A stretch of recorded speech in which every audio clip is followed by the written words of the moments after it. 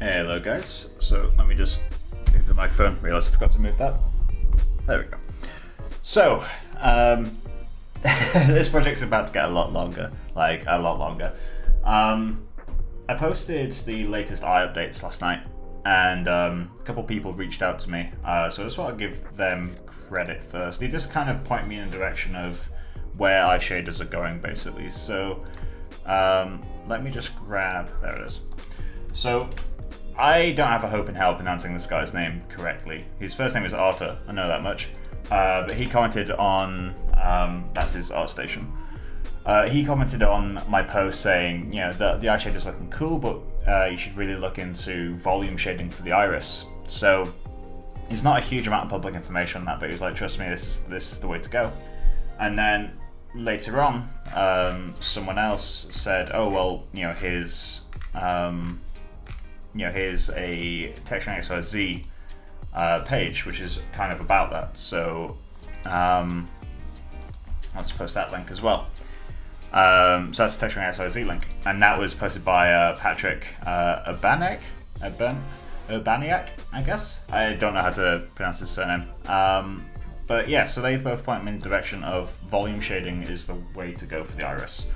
Now, the reason for that is because something I've never really consciously noticed. I always thought it was color variation.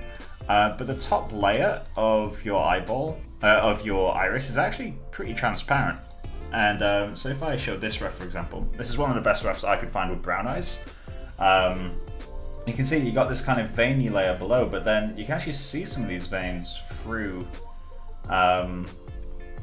the outer layer of the iris. So they kind of blend together, but the bottom layer is kind of a more fibrous sheet, and top layer is kind of a sheath over that. So what you have to do to get that is model it top and bottom layer of the pupil of the iris completely separately. So obviously that means remodeling my iris, which isn't the end of the world. I'm happy to do that if it means the project will teach me a bit more. Granted, it's not going to make a huge visual difference for this project, but part of me doing these streams is for me to learn more, so I figured if there's any projects to do it, I may as well do it on this one. So I'm going to put that back on the other screen. So this is what a volume looks like with my mesh. Obviously we don't get any advantages of it, just because it's just a solid mass. There's no layers to it. So I need to create an inside and an outside layer. So that's what we're going to do. I'm going to get into ZBrush. I'm going to create the outside layer first, because that's going to be the easiest. Since I've actually already got it. That one remains as a mesh. The bottom layer needs to become a lot more fibrous, so the way to do that is going to be hair, I think. So let me just close a few of these refs, because there's a lot of them. That one can stay, that one's a bit useless. That one can stay, that one can go. So yeah, let me just open up,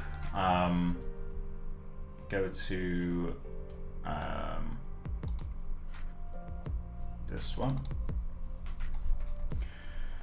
So yeah, I'm going to create an outer layer of the iris, and then we're going to create an inner layer of the iris, and that will be done in Grim. So easiest way to do this, I guess, is to duplicate that mesh.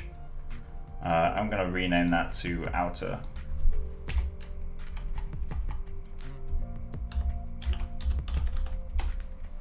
Cool. And I need to get rid of the inside of this mesh, basically. So I don't really know what the best way to do this will be, because I also need to give it a thickness. So the thickness I think will be best to do later. So I'm just going to try to remove the other layers. So I think the best way to go about this would be to mask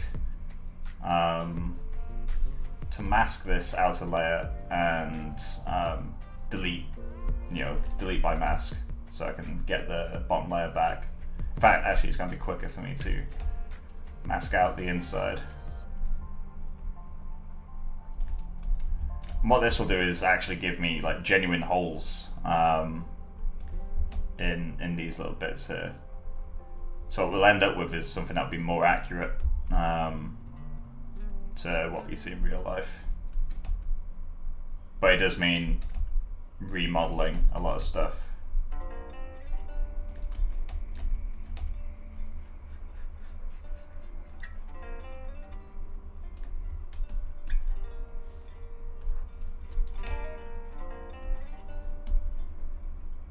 make sure I've got a solid brush.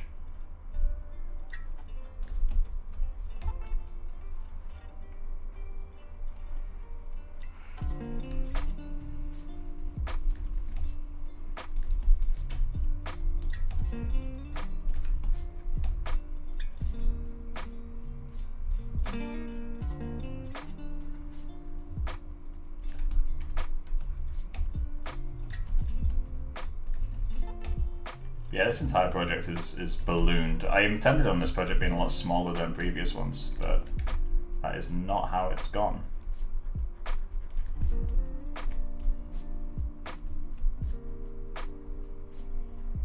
In fact, it may even become the longest project if we keep going at the current rate.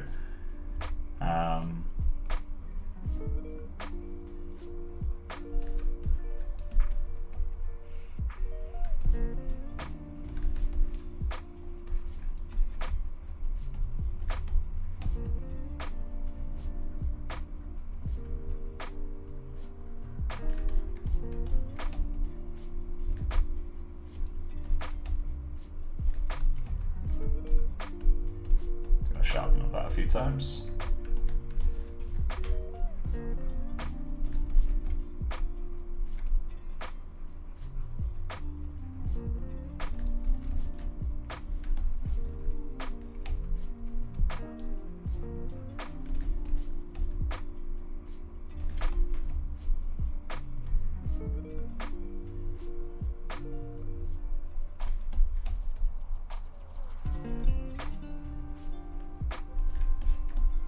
And if this stream is a write-off, then we'll just get rid of the volume version and stick with the mesh.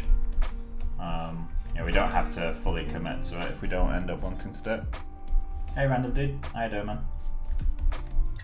Welcome back.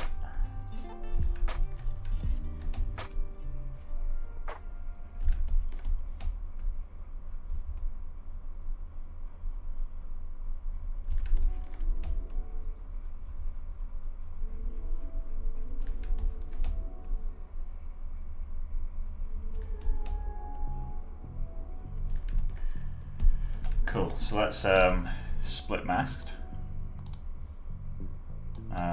Split. Oh, okay. So I need to polygroup by mask.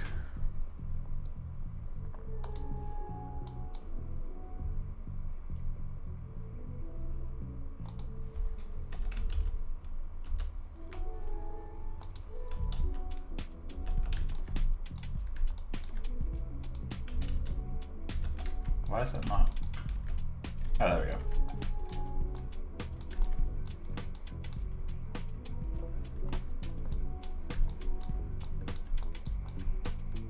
Cool. So let's go to geometry and go delete hidden. So what I'm wondering now is, we got it to delete lower, aren't we? What I'm wondering now is, do I keep the this iris scarf all have to be volume as well, isn't it?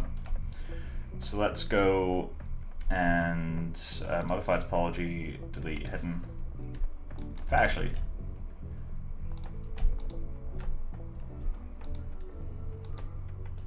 okay, yeah, no, we want to get rid of that. So delete hidden. Geometry. There we go.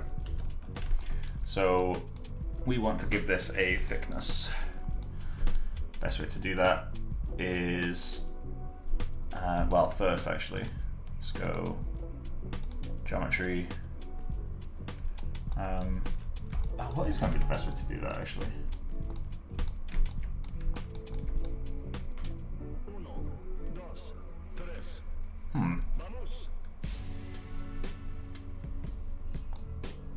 I could use ZModeler, but ZModeler on 5 million polygons is a little bit intense.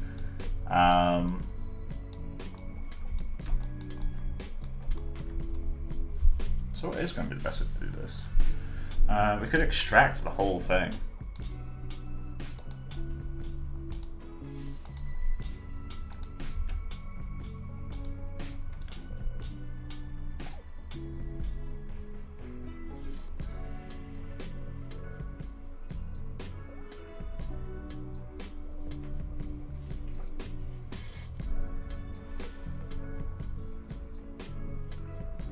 That may have been a mistake.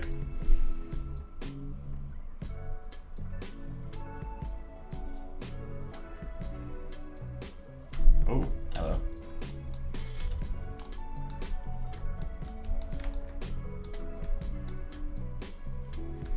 What happens if we...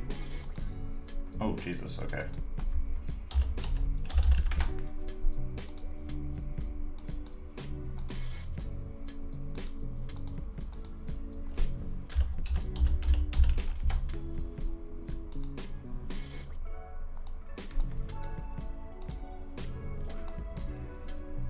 We need to give that a little bit more. 0.002 or 0.002. That'll do.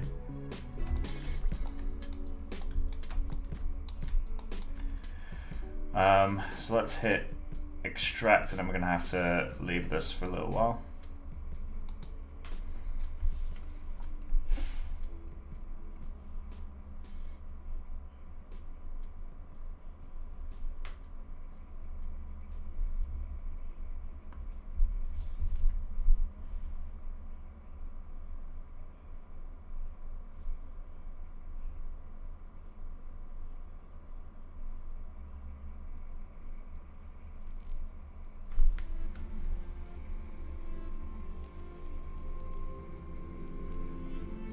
Accept.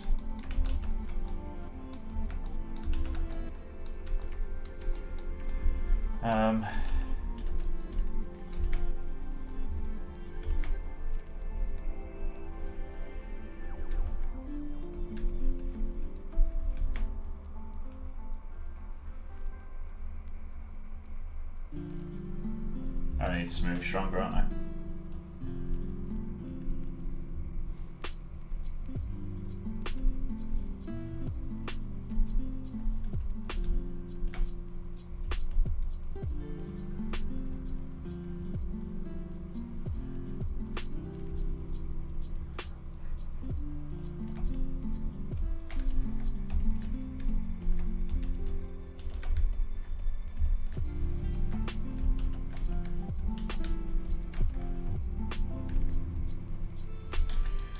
Lost too much by doing that. I feel like what I need to do is go back to this and extract in a negative direction. So 0.00 minus 0.0002.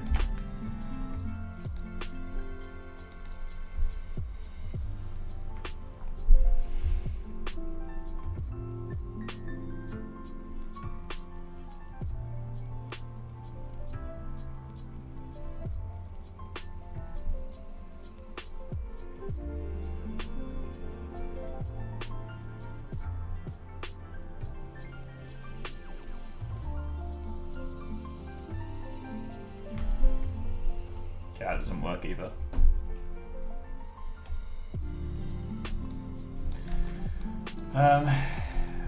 Z model is way too intense for this. Okay, so let's delete that. Because we know we don't want that one. Let's duplicate you again. And I'm just going to do a ZBrush geometry. ZBrush. I'm going to set this, I'm going to give it a generous amount. 25k is... Let's go 40k. Just let it do its thing.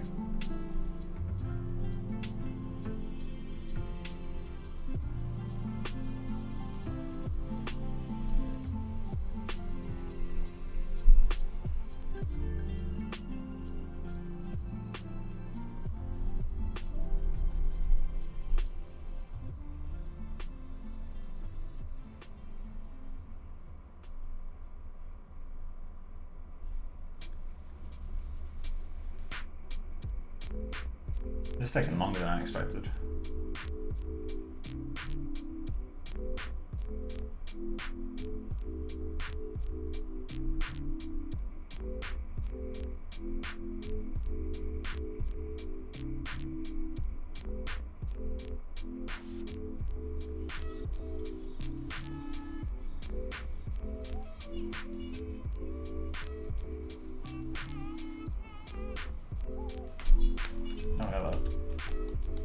You got fucked.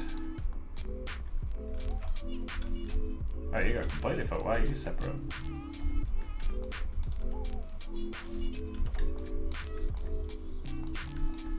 Okay, so that's not an option either. What the hell is the best way to do this?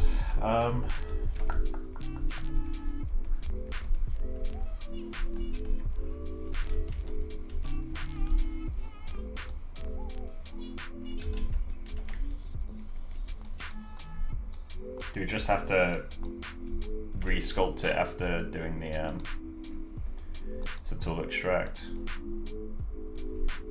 I guess it's gonna be the only option, isn't it? Okay, let's go 0.0001 and we can inflate it back up to the thickness we want.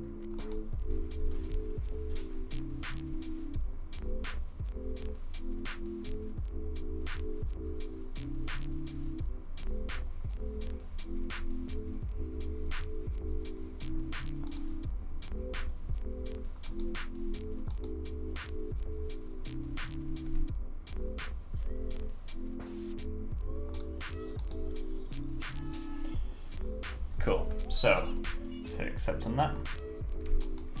And so now we've got a mesh that has a thickness. So now we're going to want to select just the backside.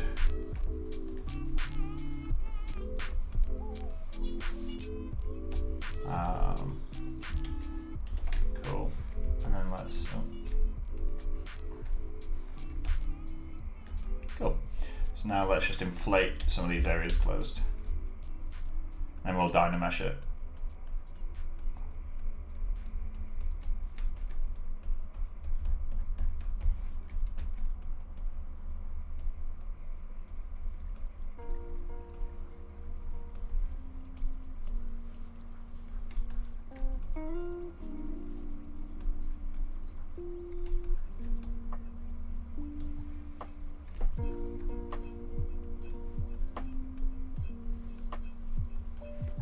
Hey Mike, why are you separating the mesh? Maybe I can give a hint. Separating the mesh to allow me to do try out a new volume workflow for Iris.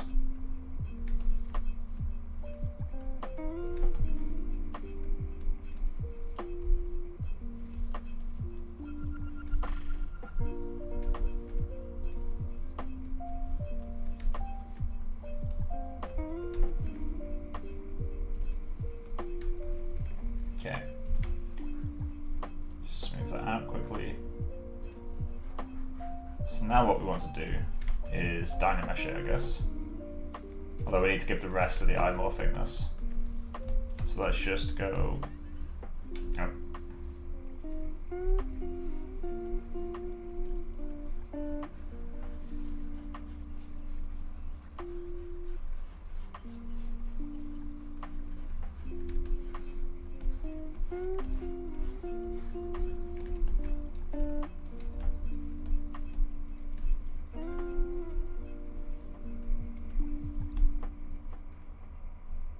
Ah, fuck you.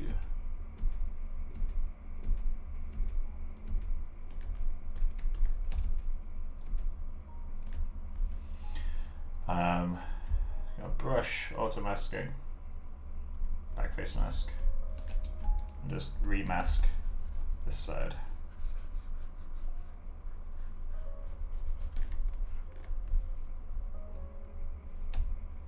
It'd be simpler to drop panel loops. What do you mean, drop panel loops, sorry?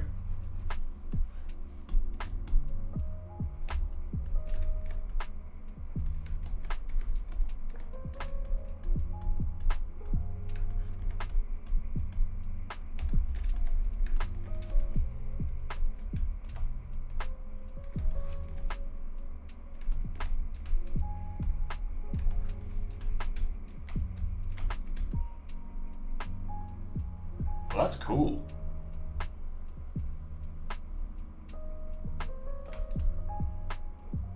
Completely unintended, but very cool.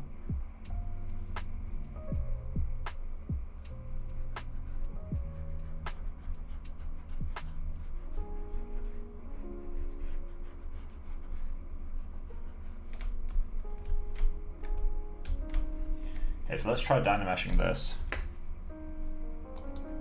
Geometry, dynamesh. I have no idea what resolutions we're going to play with. Much higher than 1:8 though, I know that much. Let's go 800.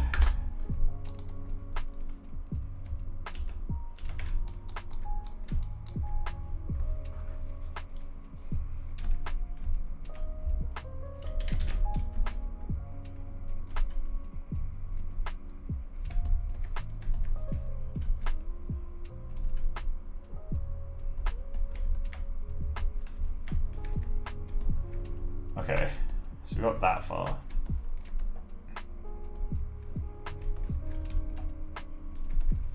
So now we want to add a little bit more structure to this, right?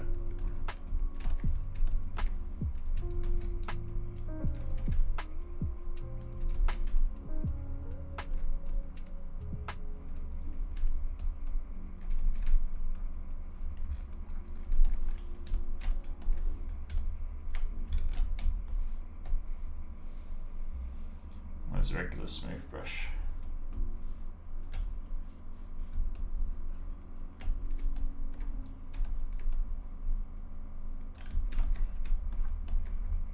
Cool. So we've got that outer layer.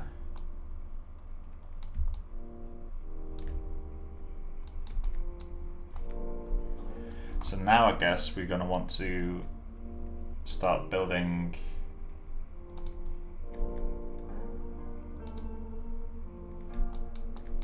we lost a little bit of resolution, but that's fine. Delete that.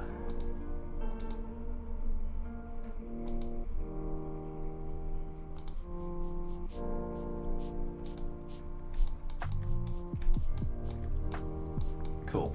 So I'm going to use curved tubes. Let's find a nice ref. So I just want to add some of this stuff. So I'll get that back on the other screen.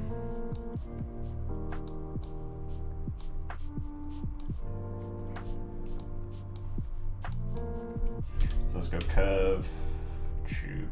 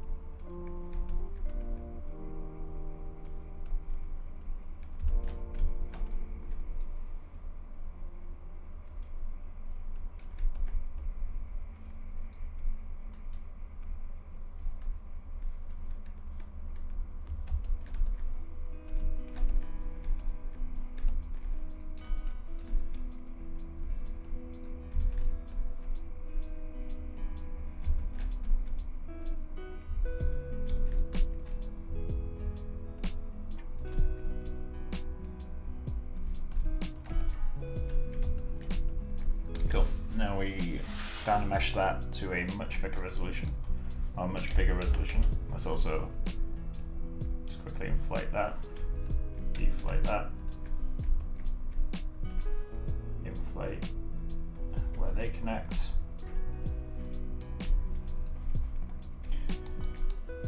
Give that a go. So let's go to dynamesh again and set this to 1200.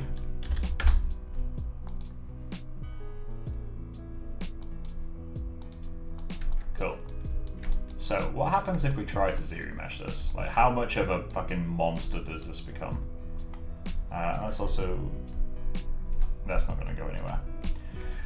So let's ZBrush this, and let's set it to a lower resolution than we expect. That would be too low though. Let me just save it, old version we're seeing. Again, if this doesn't really work out, we'll just jump back to cloth modeling in Maya.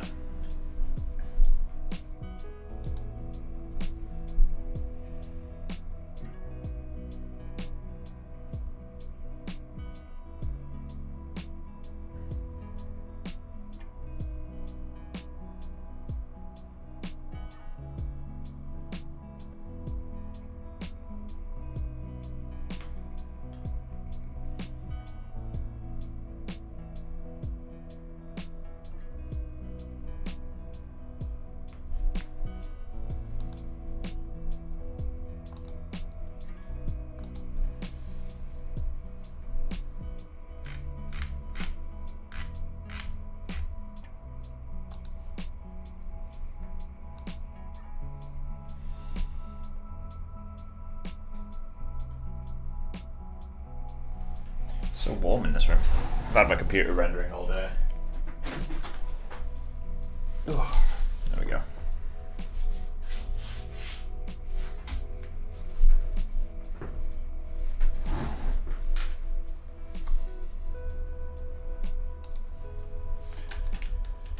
So that did better than expected.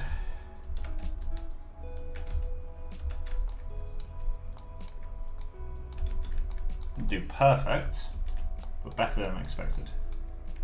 So let's just give it a little helping hand with this guy.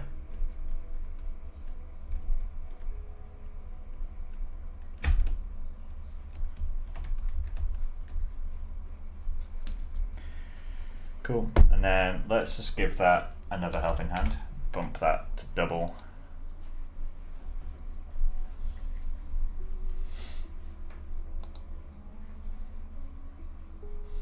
I think my tolerance for this project will be at 100,000 polygons per eye. That's going to be my limit.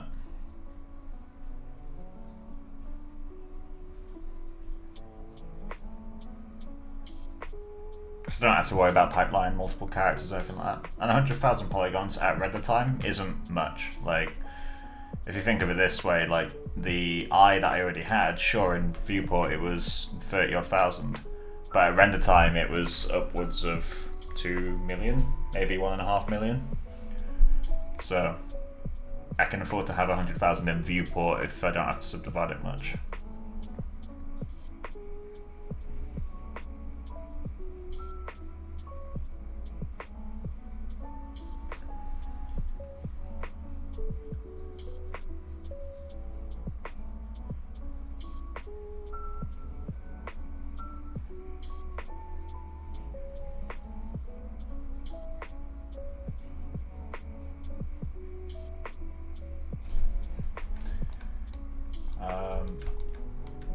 I did all right.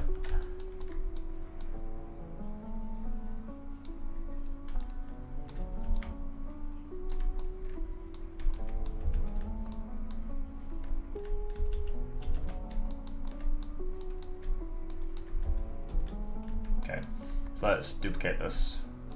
In fact, let's super quickly smooth the outer layer of this guy. That's not really going to do much, is it? Cool, so in that case we'll duplicate you so we can reproject the details. Duplicate. I'm going to delete this. Cool. And then let's just go, I'm going to give it a little bit more geometry. Let's go 45.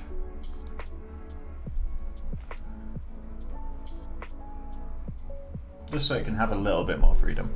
Although we probably should distribute those polygons a bit more fairly. So let's escape that. Let's go to Use polypaint. Polypaint of 1. Color fill object. Set you to density of 2.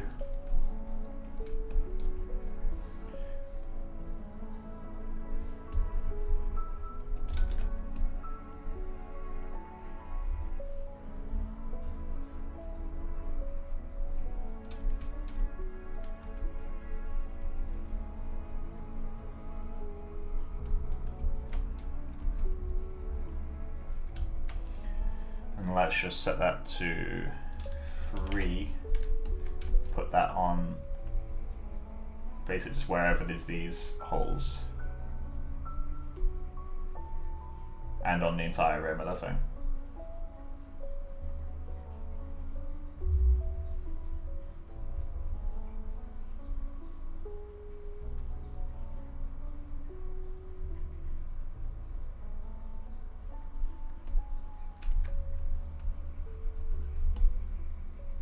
Cool. So let's set that back down to 15 because it is going to multiply it.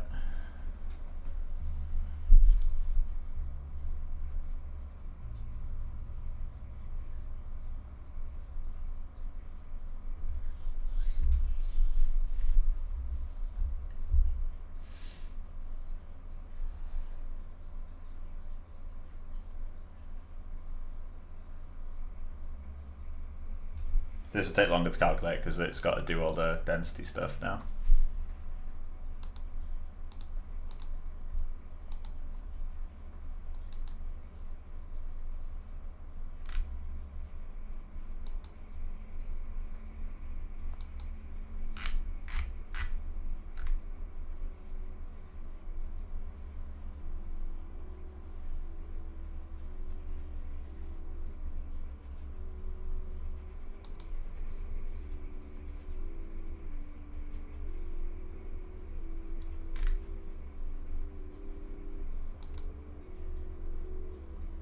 Hey, Becca.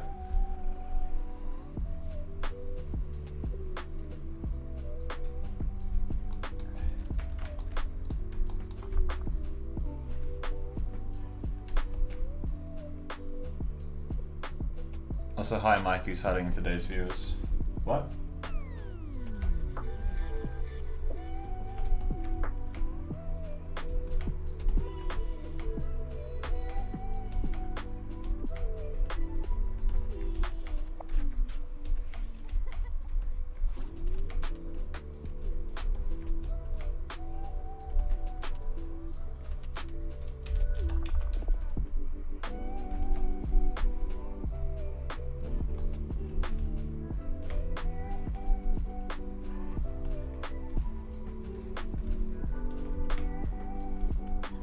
It's really struggling. So one of the things I remember hearing is if you zero mesh a mesh and then zero mesh it again, you get better results. However, I think this is good enough for now.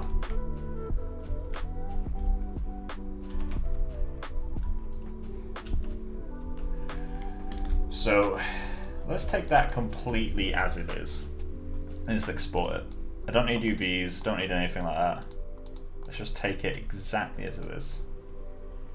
Let's go modeling, exports. Let me just create a subfolder, eyes, volume, eye, test.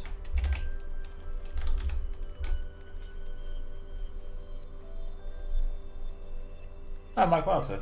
Hey, dude. Iris, outer layer. Cool. So let's get into Maya and import Iris outer layer.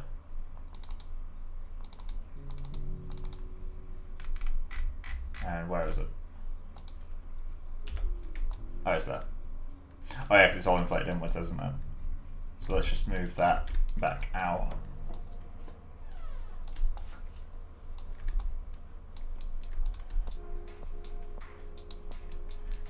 So that is our outer layer of the eye.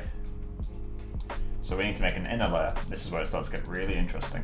By that I mean very tedious. let's create a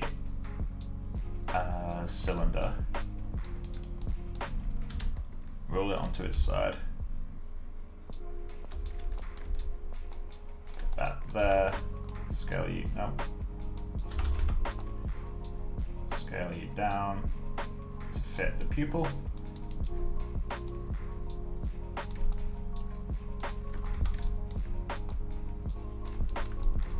Scale that to be the thickness of the iris that I want.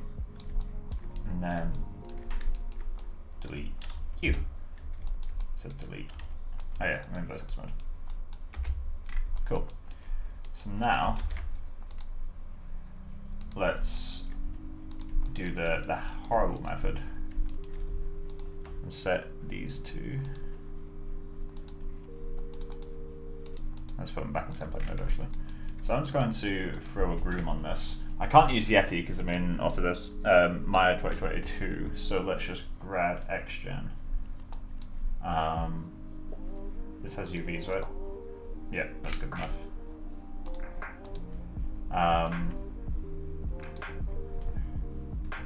Create an inscription. Inner, let's call this eye collection. I01 call. Inner iris. No, iris inner.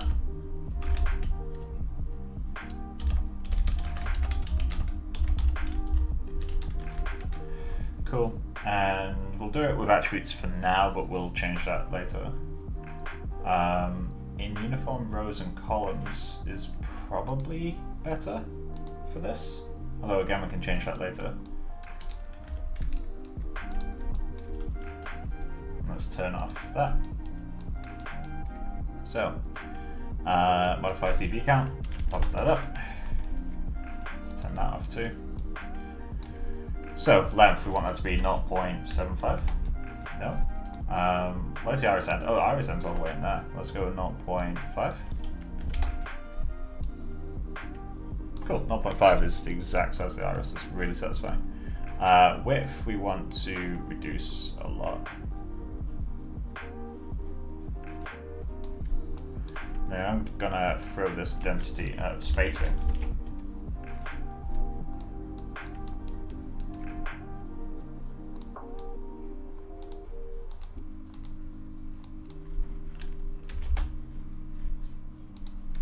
Do I need to give it more polygons? Let's just set it back to randomly across surface.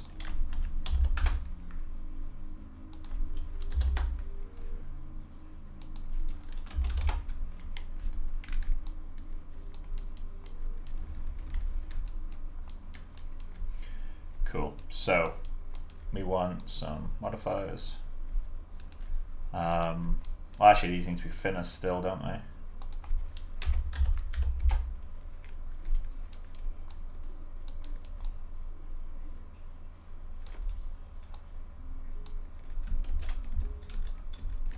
The scale doesn't affect it.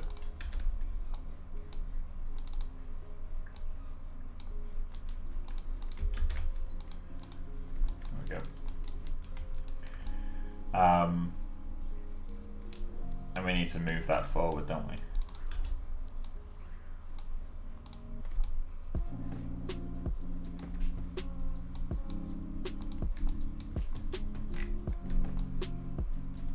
Cool, so how the fuck do we do this? Let's create a modifier.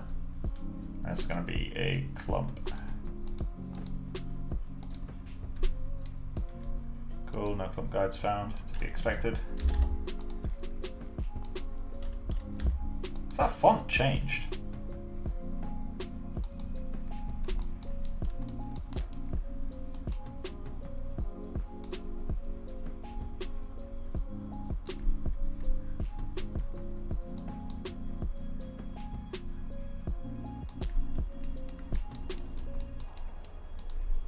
Let's just whack the primitive count up.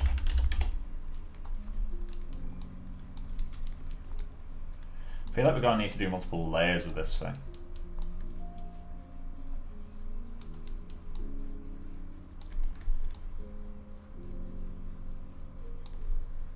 So let's just go modifiers. Let's add a noise.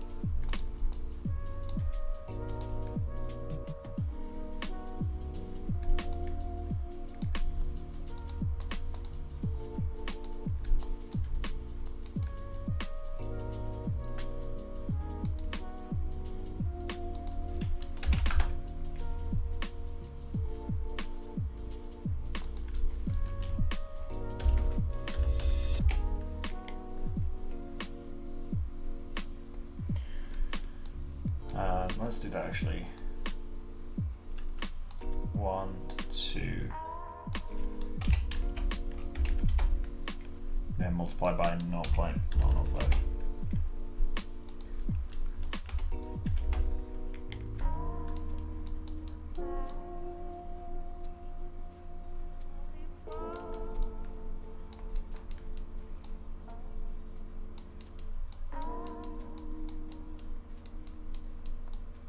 So the plan is if I go to operation, so that's a mel file, and I'll just put this on my desktop for now. I'll just export as mel file. I can now import that mel file.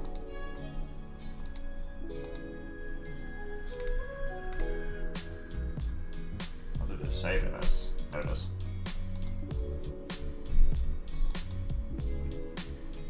Then there we go.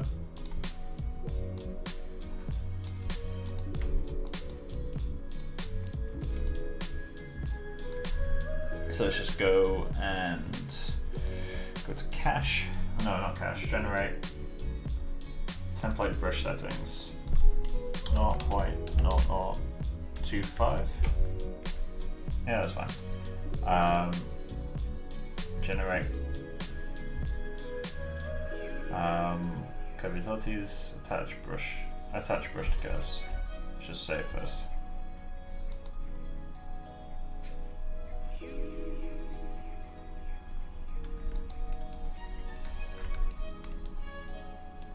Okay, 0.0025 is way too small.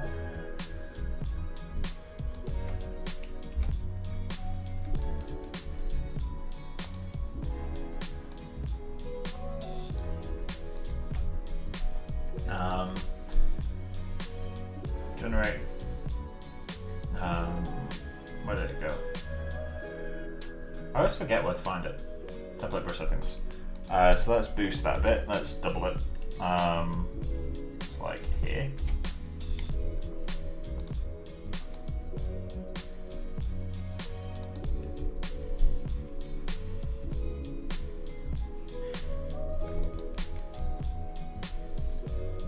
Do I need to boost this manually? Oh, that didn't update, what the heck?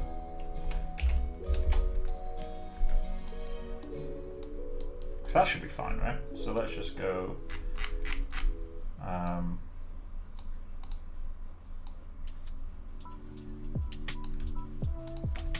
Okay, this time I need to make sure I hit accept. So generate template brush settings. Yep, that's worked. Let's actually go a little bit higher. Cool.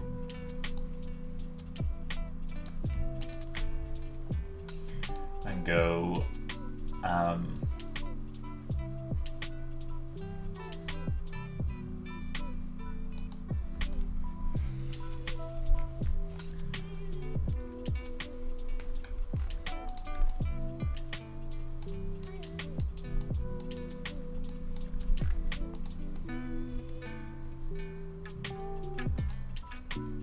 why is that not increasing? I mean,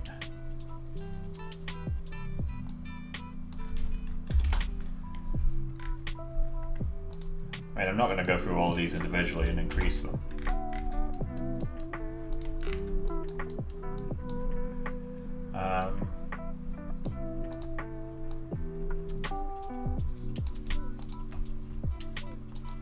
Windows, general, attribute spreadsheet, where are you at? There you are.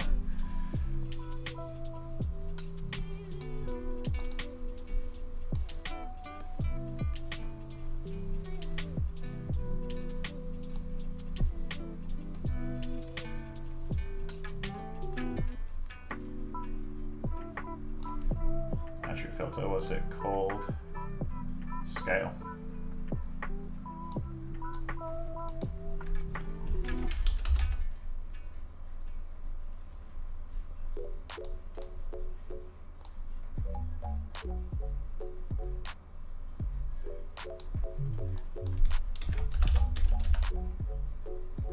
Okay. When I change one of these, yeah, global scale.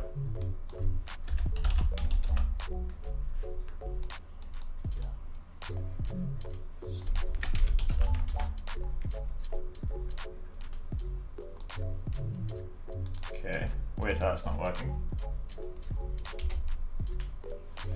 So let's go back into those template brush settings, and I'm just going to throw it way up. Let's generate template brush settings. So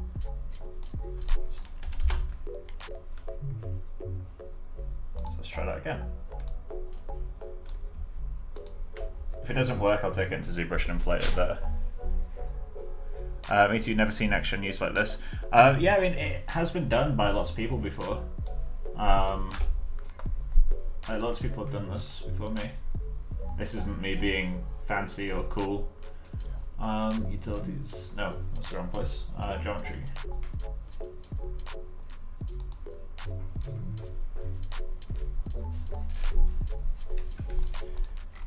Finally did something.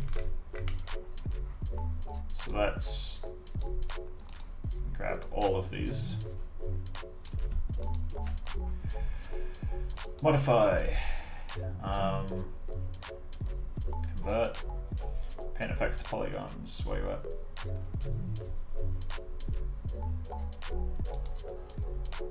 Equal output.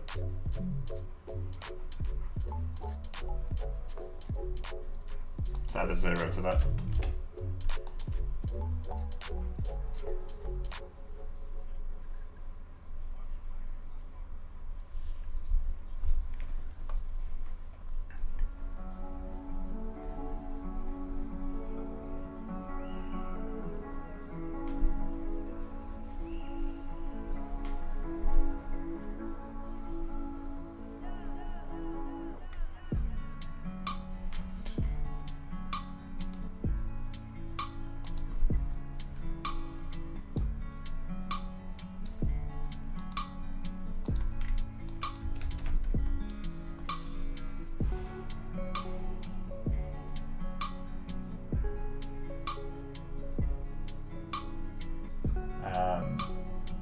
Assigning material, just grab a lambda. Then we need to delete all those extra materials.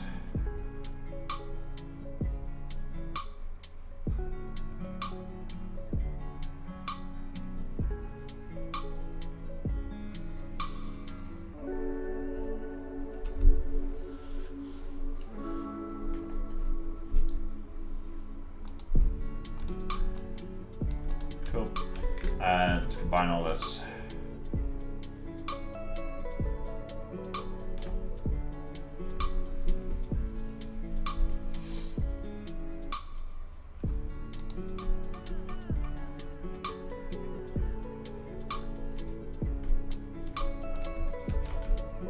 Cool. So now let's delete all the strokes, just to clean our scene up a little bit. And we can delete those curves too.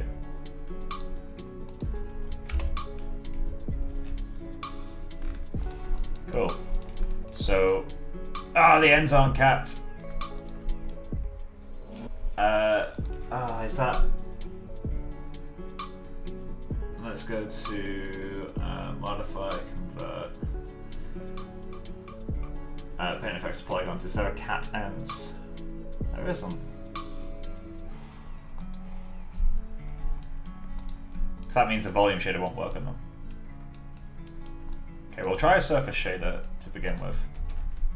So let's grab, we got iris for volume mesh.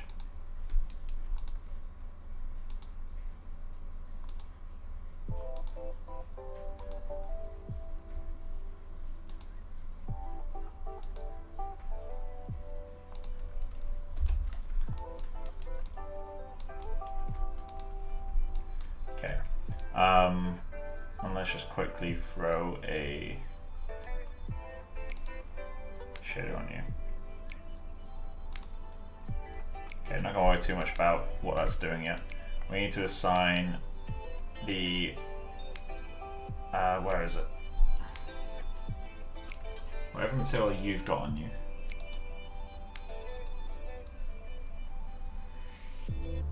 AI standard volume. Let's just quickly rename that.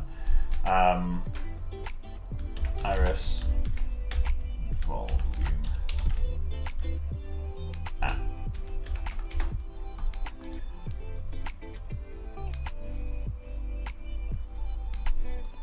Okay, looks like I might have to do it in Hypershade.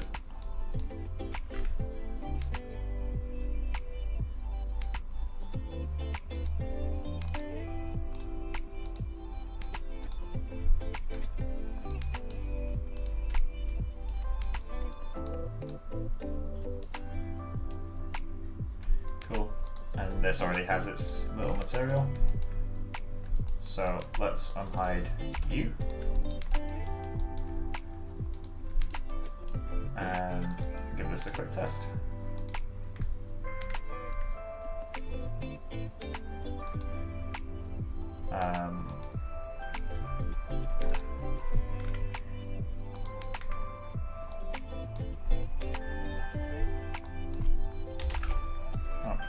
Let's try 0.1. And then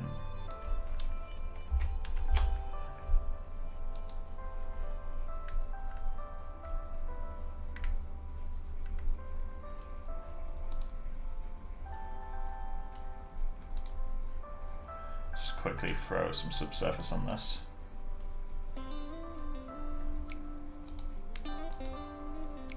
Let me do this, please. There we go.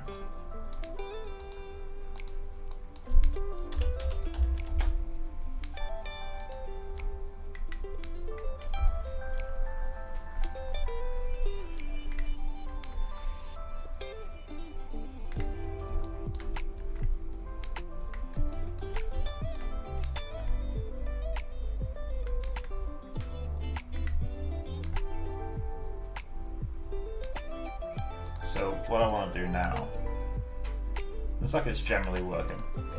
I just want to quickly get a, let's double the density of that thing.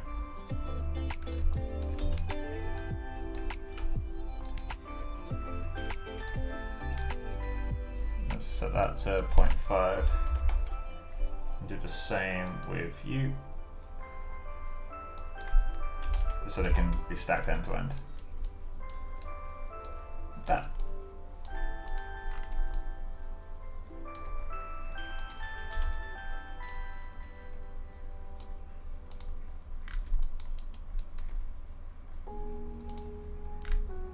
Goes without saying, render times are fucking abysmal for this method, but.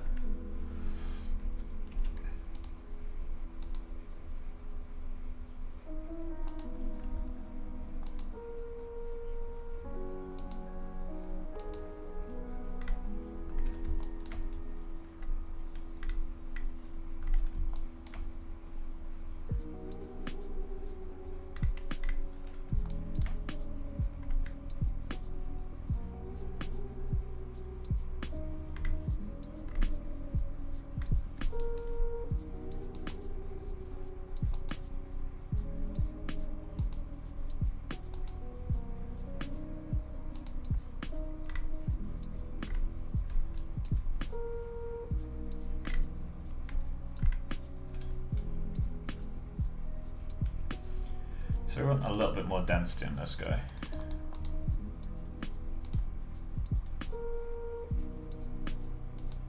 Let's set that to 200.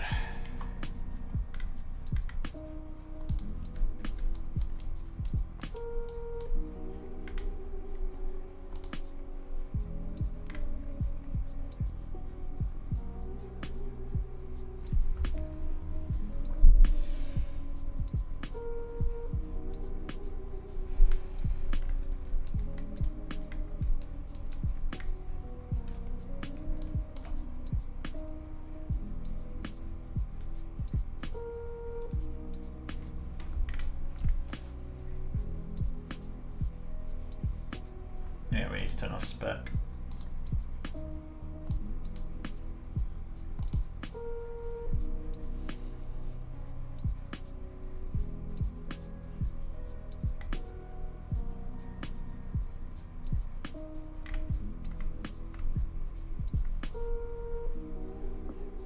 So these are way too thick.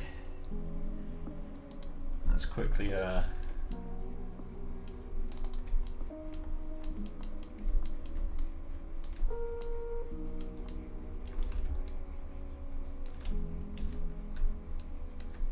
god, that's yeah, that's laggy. Oh well, it is 250,000 polygons.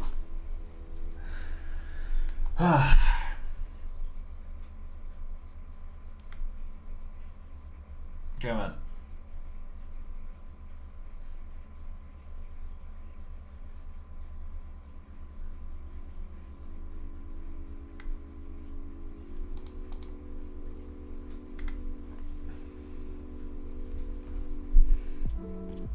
As I said, if the beginning of this stream is a write-off, so be it. I'm not too worried about wasting time, to be honest. As long as I learn stuff during the process. This is so dead.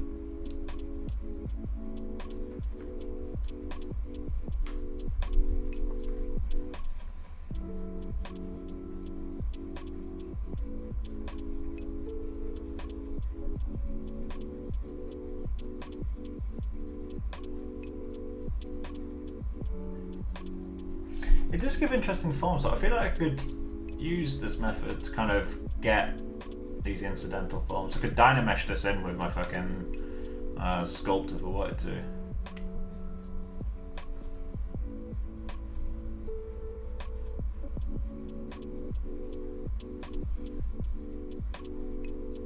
Hi Crazy Mike, what are you up to? Hey dude, how you doing? It's been a while since we spoke. I'm currently trying to do an iris with the volume based approach.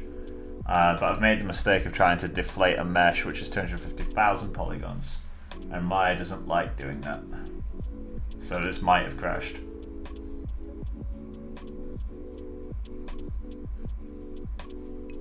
I do like some of the shadows it's given me, although I could get a similar effect using the what's the word I'm looking for? Using the standard subsurface approach. I just need to sculpt it better.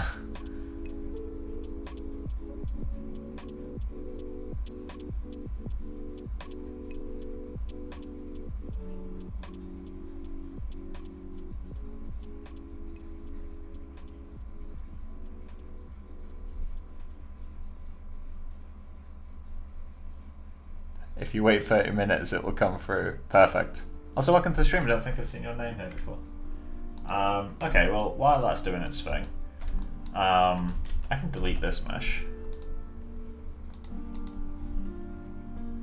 Delete. And we can delete that too, because we've already got it exported, so we don't have to worry about much.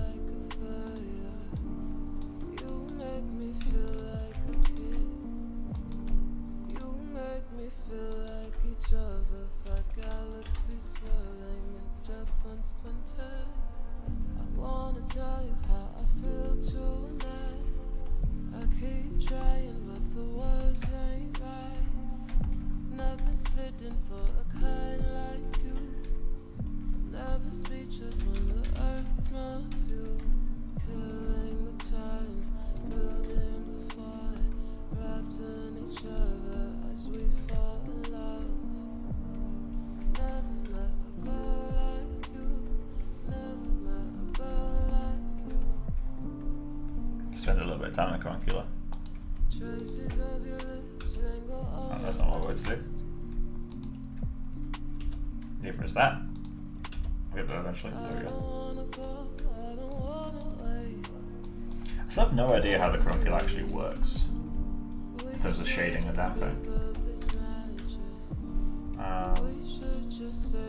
Okay, just got higher division levels. Okay, so these eye bags aren't working for me. Let's go get our ref. Oh, it worked. I'm amazed. Okay.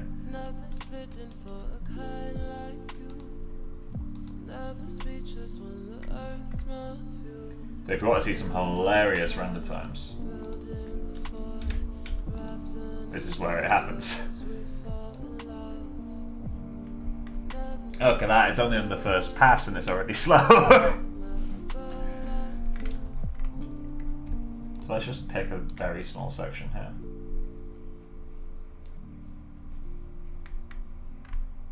Honestly, I don't think, for my project, this method is worth it. It's a good method, but I feel like I'd need to spend a lot more time on the, I feel like I'd need to spend a lot more time getting the shaders right. So let's just set these to be way darker for a moment.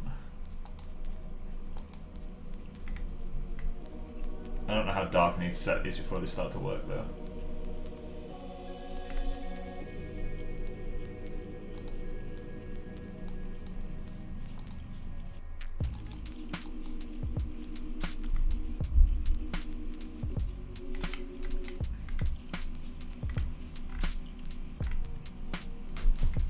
Because then you got the whole thing of, you know, texture in this. You have to set up projections and texture reference objects for the eyes that are actually in the head.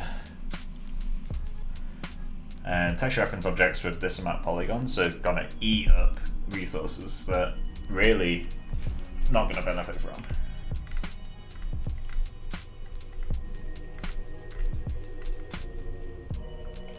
Although that said, no one can say I haven't fucking tried.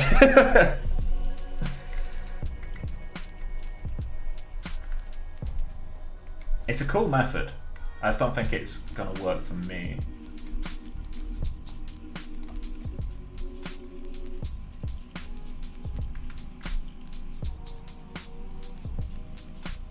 Look how slow this is already. Jesus.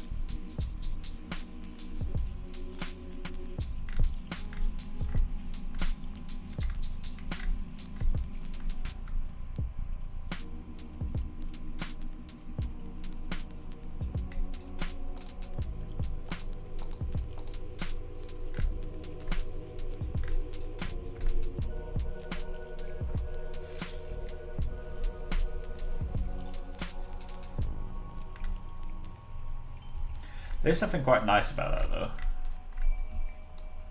Maybe off stream I'll leave this rendering for like 2 hours and see what the results are.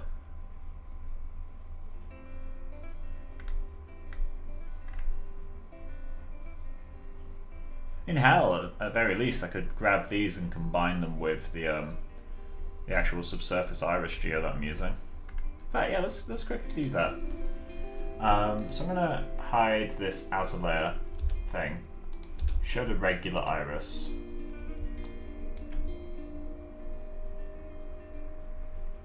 Which naturally now is going to render a whole lot quicker. My colours are way too bright though.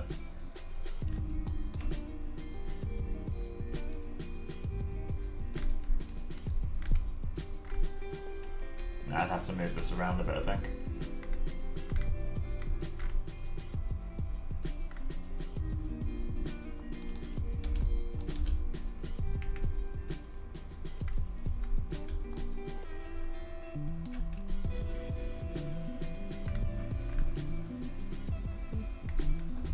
It's areas like this where that method is quite strong. Where you're seeing through a gap and seeing all the shit below it.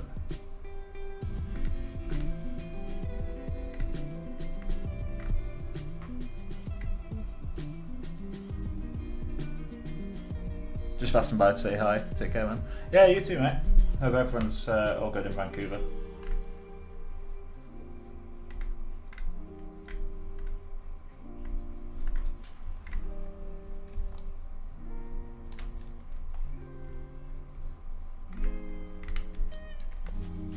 Okay, let's let it do its thing. So while this goes, let's just quickly get Pierrot open.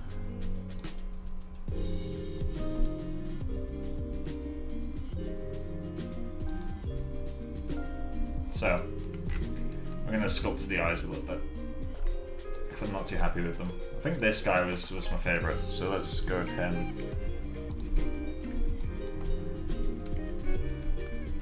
And then we do need to check that against the ref though, because this side is more defined than this one. Oh, sorry, this side is less defined than that one, sorry.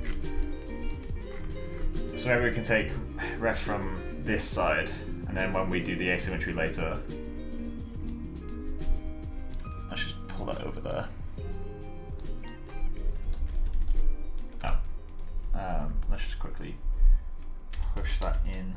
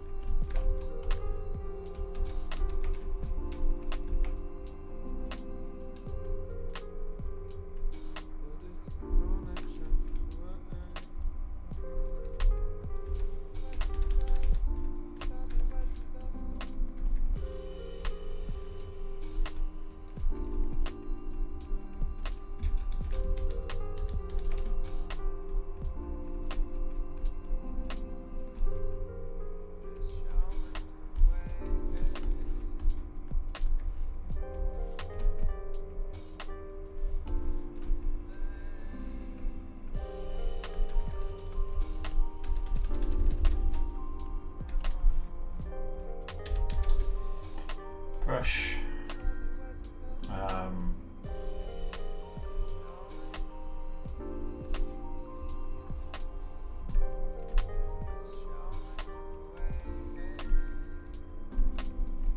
So that wrinkle does exist in our ref.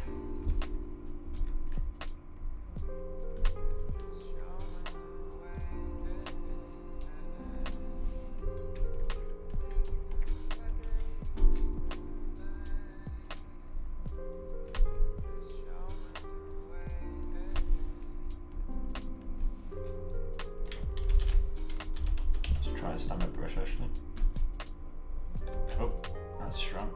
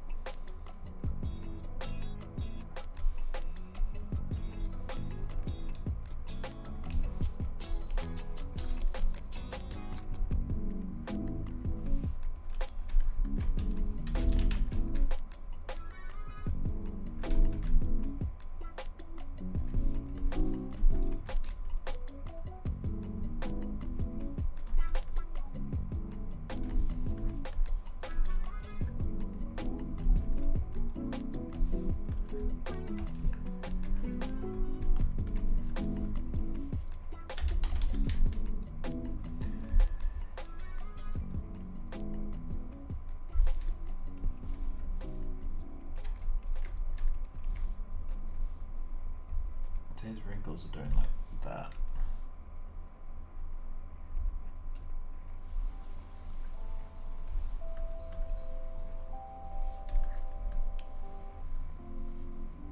It's so weird how wrinkles travel.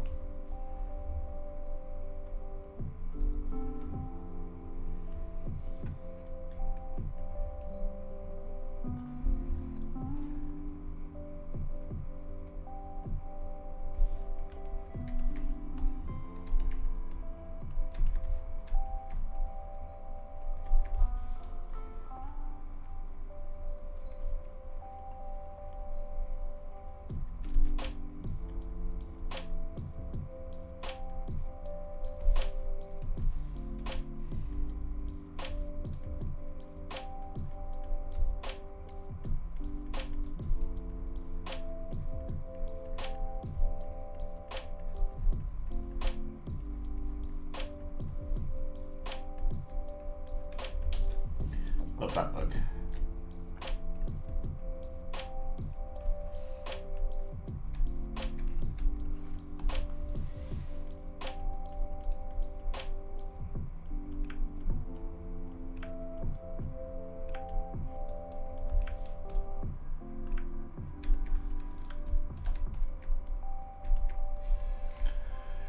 Right.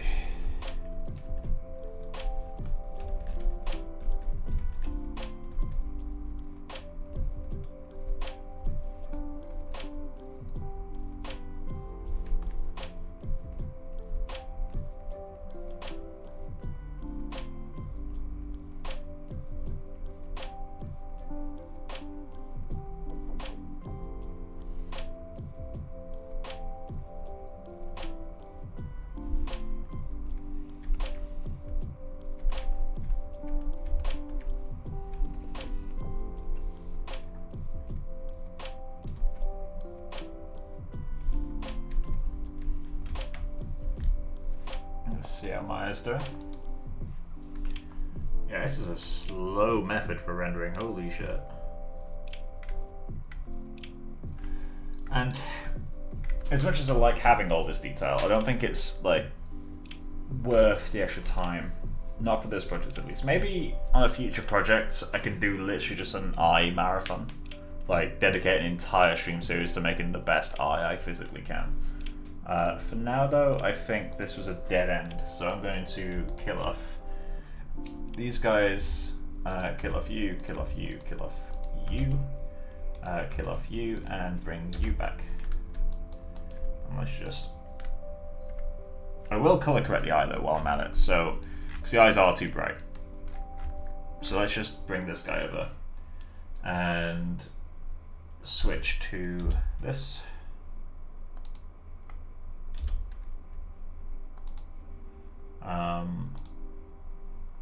Let's go to render cam.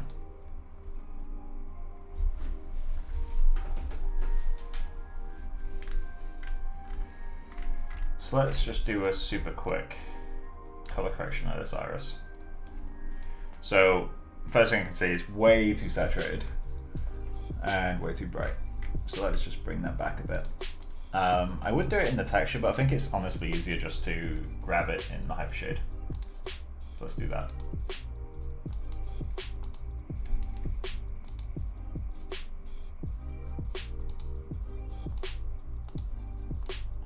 So we got, that's our texture map. Let's just do a color correct.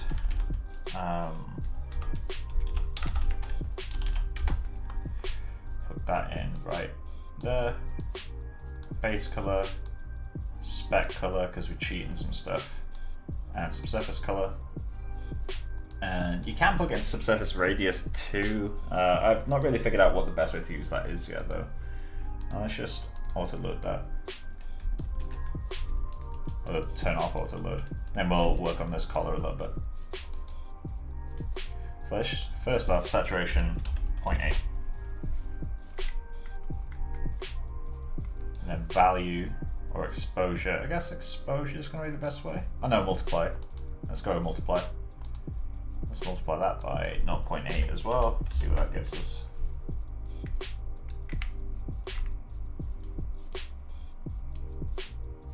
a bit more saturation perhaps.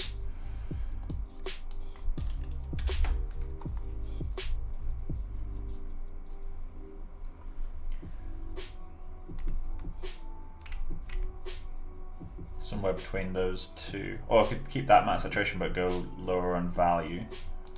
So let's multiply it down again.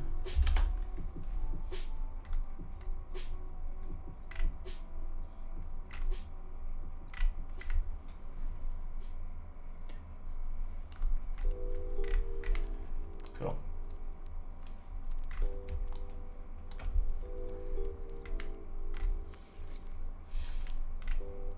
That's much better. It's not blinding to look at anymore. So let's just go back to the eye template. Let's have a quick look at you.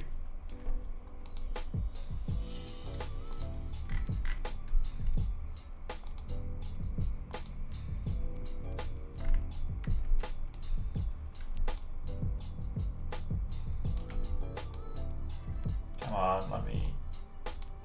For some reason, my the thing's just not working quite right for me. So I'm going to let that refine and see what it's looking like. And obviously at some point we need to do the texture for the sclera, because currently it's just a fucking ramp, which is not good enough.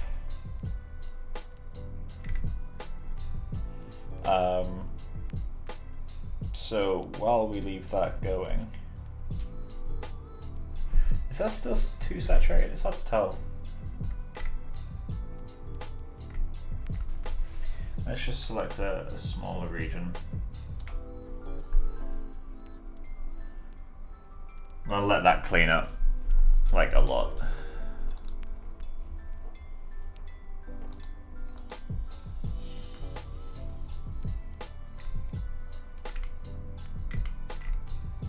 I feel like I should plug it into radius as well. Let's just see what that does.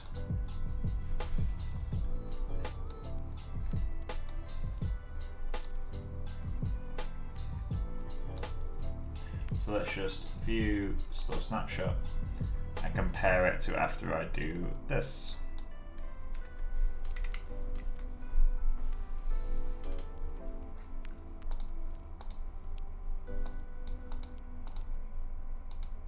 So that's obviously multiplied everything way down, so we need to actually get the real radius of the shader.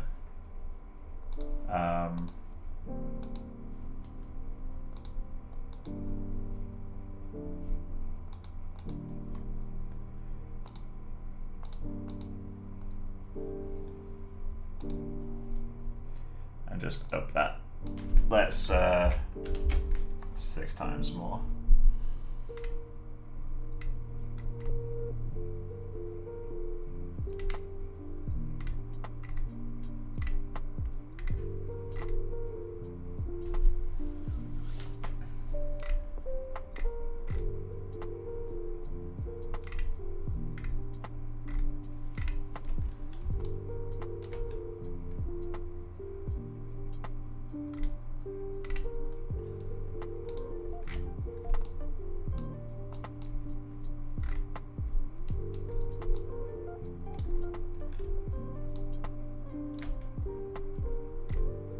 Okay, so we're getting that red eye again. I haven't figured out how to get completely rid of that yet. Obviously we can just set the pupil to be, or the lens, sorry, to be black again. Which is as easy as just going into here and going to transmission. There we go. I do want a physically correct eye though.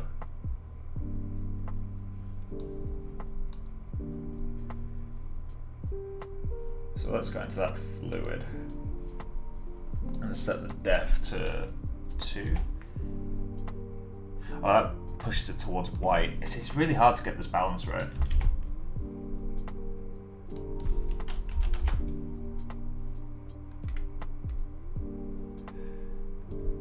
I find that to be a really cool effect.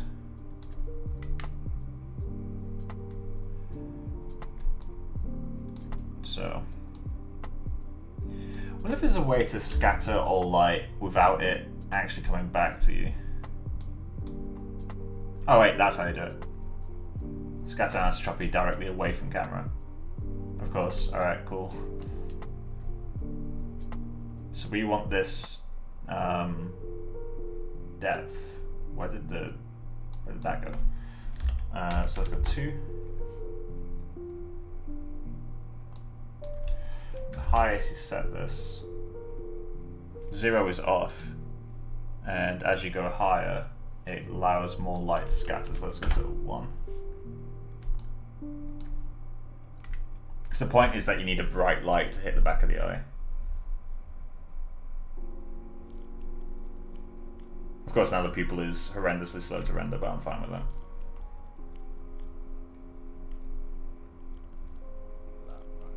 That makes it more correct, which makes me happy.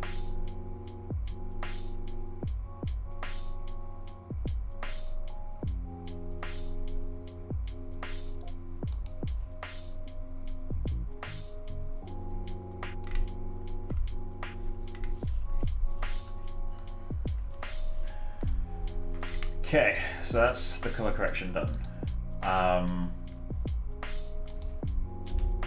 And the shading updated.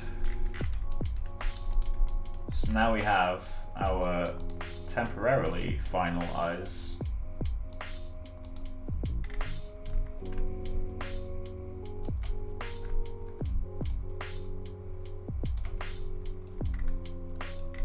We just need to texture the veins and, well, texture the sclera, and then eyes are done.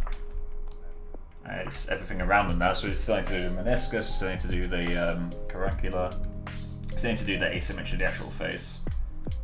Yeah, there we go. So, I'm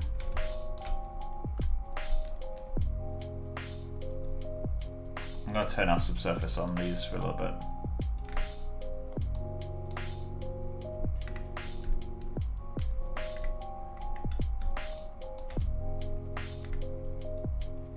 So, what's the size of this thing?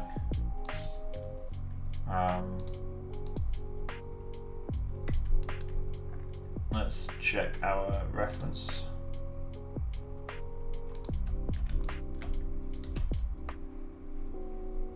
And go into RefCam.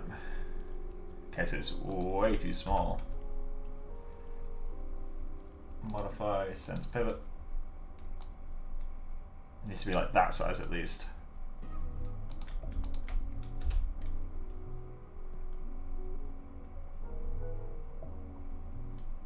And what's it doing in terms of count? Like, do I need way more of these? It's actually not a million miles off, is it? Well, actually, no, it is quite far off. 1, 2, 3. So in this little area, there's 3. I've got 1, 2. So I need more of these. But that's fine.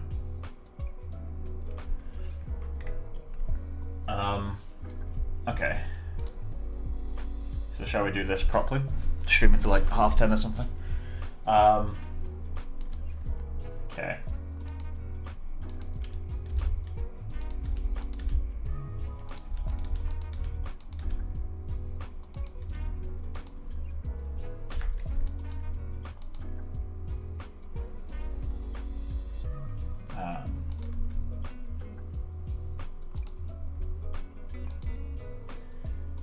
RefCam.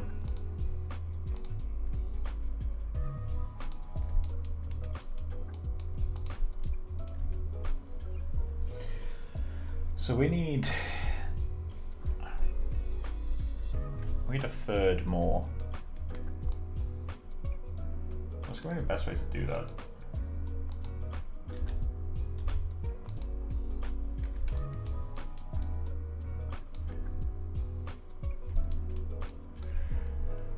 So there's a script that we grabbed. Let's just duplicate this.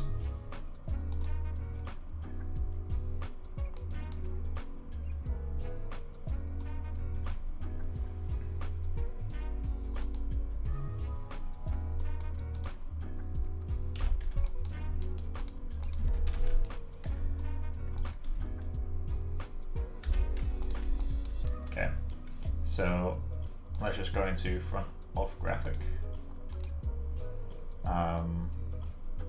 So the way we did it last time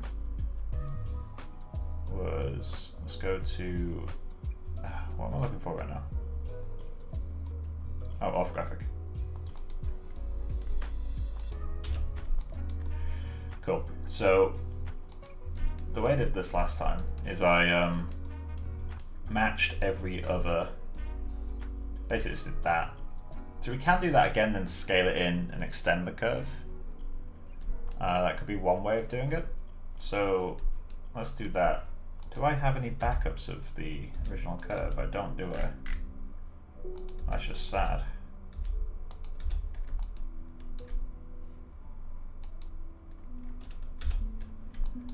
Okay, I could go back to an old scene, but honestly it's probably just not that bad to do it. So let's go create. Curve tools, CV curve. So I'm just going to match what I did last time.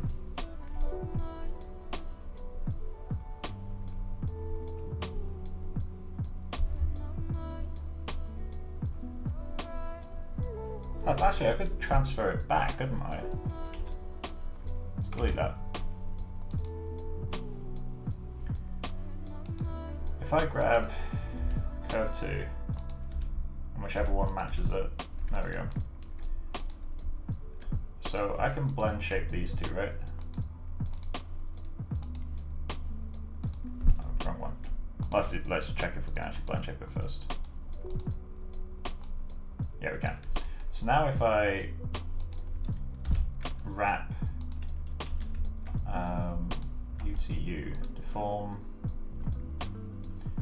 wrap,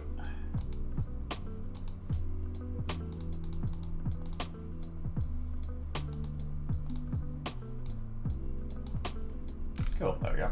That's a bit quicker. Let's delete all the history on that, delete history on you.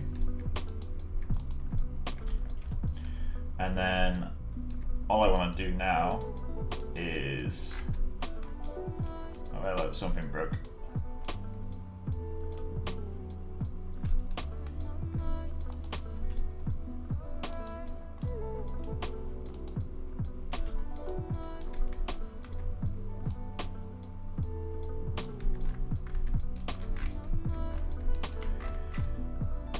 Okay, so we need to make that a third smaller. So let's scale that based on that there, and let's scale it to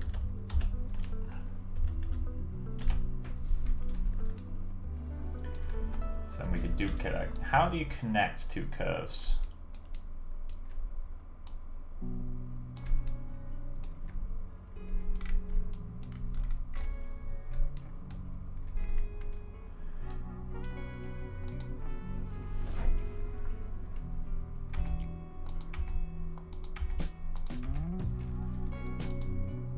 How do you do that?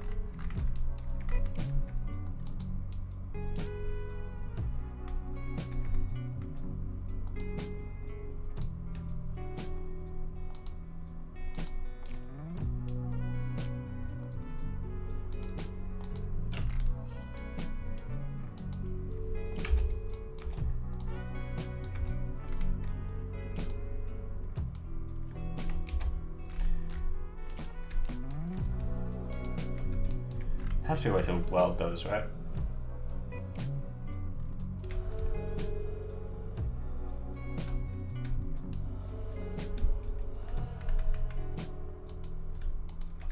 If not, I can just trace it, but it's a little bit painful, right?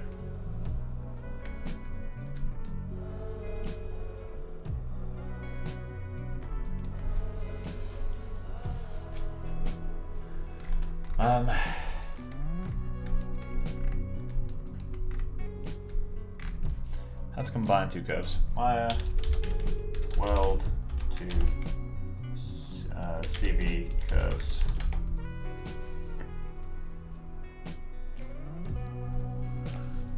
Combining multiple curves in Maya 2016.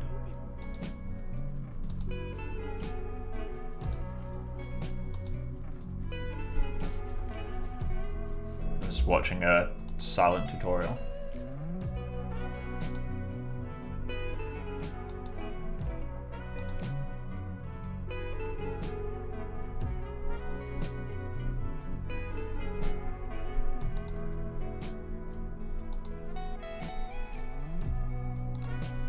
Is there actually a way to do it?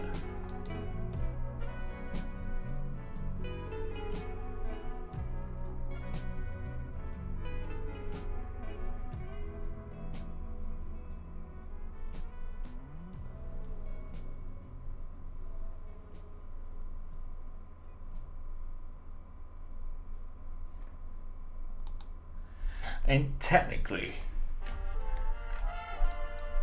I can just wrap this as it is now, loft the surfaces, and merge it when it's vertices, right? So let's just throw you into there. Oh, that's not what I want to do. I want to set this to volume.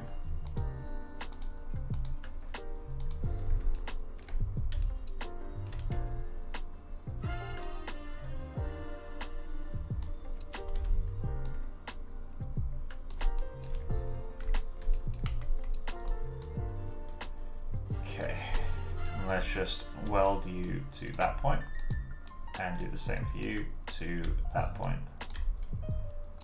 And we can shapes and just do that.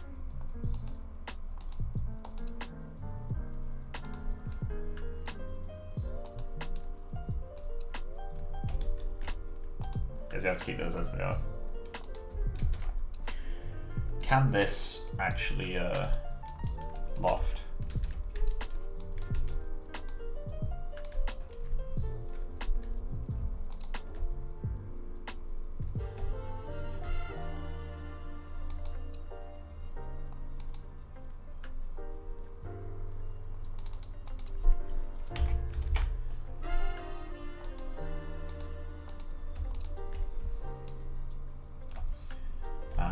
I'll save that. Surfaces loft. No, that doesn't work. It tries valiantly though. Okay, so we'd have to keep those separate.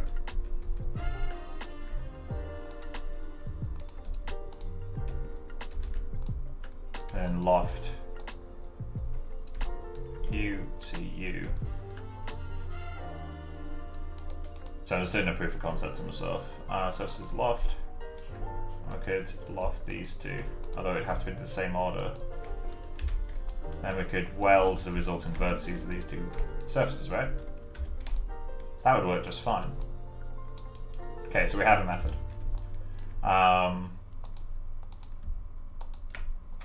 So what we want to do now is, we've got a blend shape for you, right? No, we need to blend it back.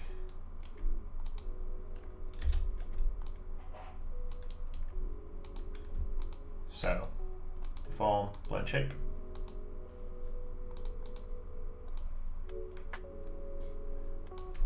Okay, opposite selection order.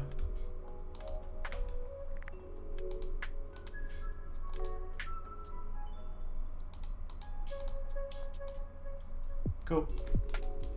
Then U to U, deform, wrap, and U to U, deform, wrap.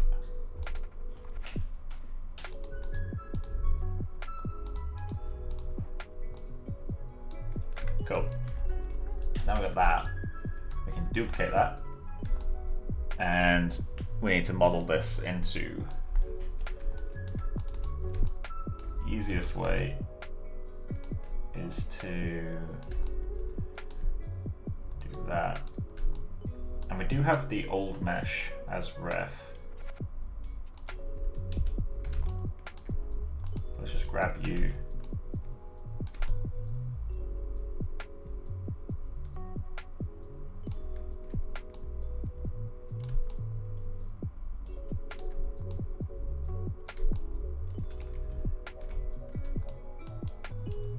Now, I need to duplicate the curves.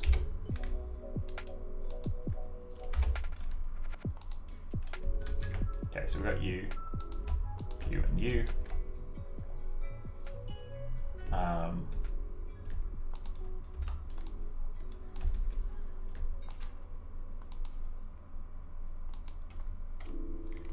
It's getting very confusing. There we go. So let's duplicate these guys.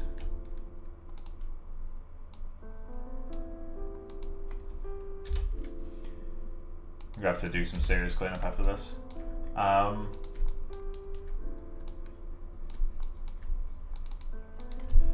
Let's just quickly call that inner.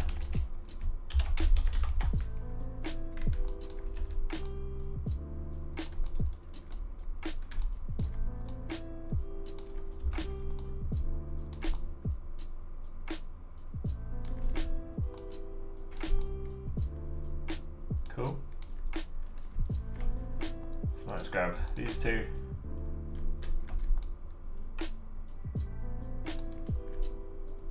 We can delete you now, or hide you. And we can hide you. So I want to loft you to you. Surface loft. I want to do the same from you to you. Then I need to convert both of these. Convert nerves to polygons. Control points.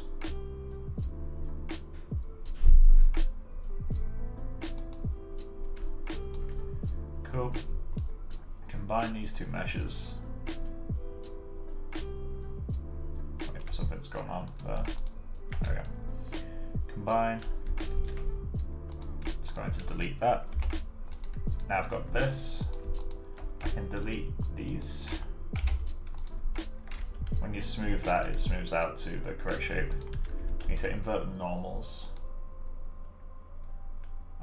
Reverse. And then we need to find where the two objects separate. So here and there. So let's just go. We could just do a merge border on both of these.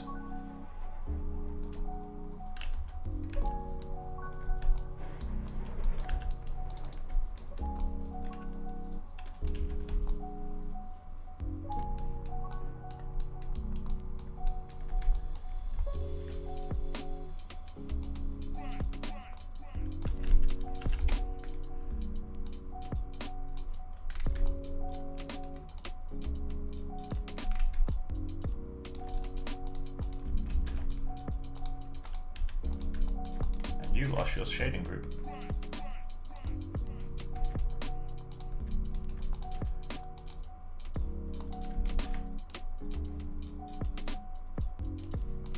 There we go. And now reassign cloth ruffle.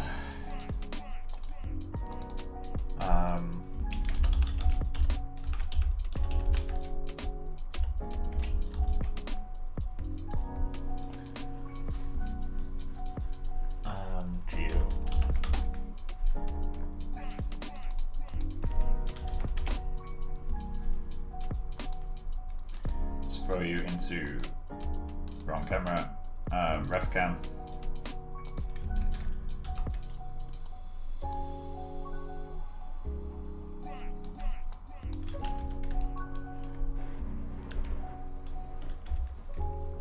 So what I want to do now is make sure that I'm putting all these in the right place. So let's just move that up.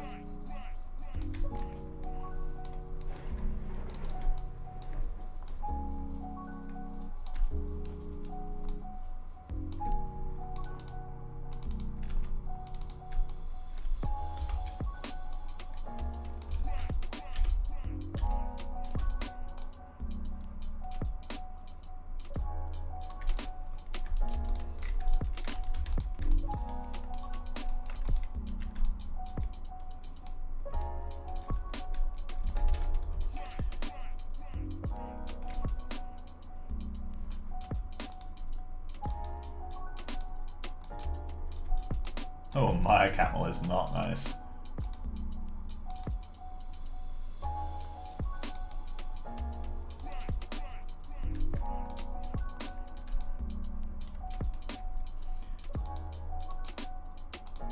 Third linear. I can't remember what it does that's different. I mean, it doesn't really matter, but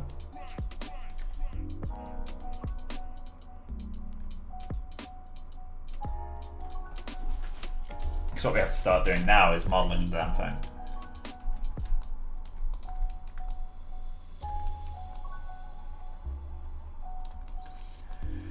So, just inflate that. I'm gonna set this to surface now.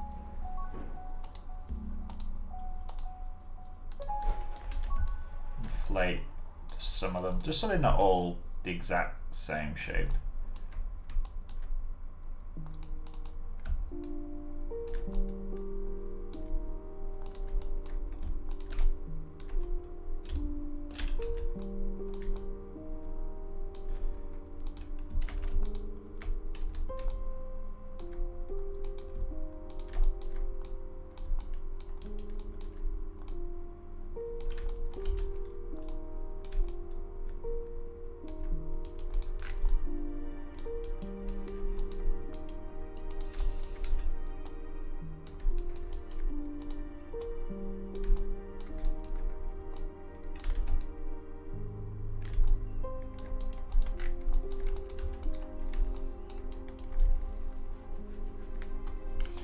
So I need to push some of these back together. So the way these are sewn is you kind of like pull these bits together like every other piece, if I remember correctly. Like it's fine for it to get loose at the front, but not the back. So I just need them. I don't need it to intersect. Let's fix that. I can even just do that, like in some areas.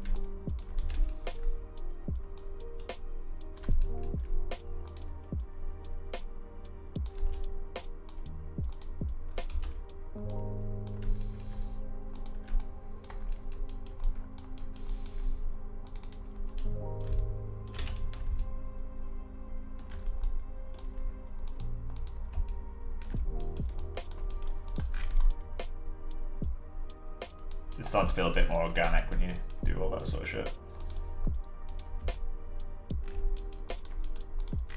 Oh, actually, do I have UVs? I do. Let's lay that out.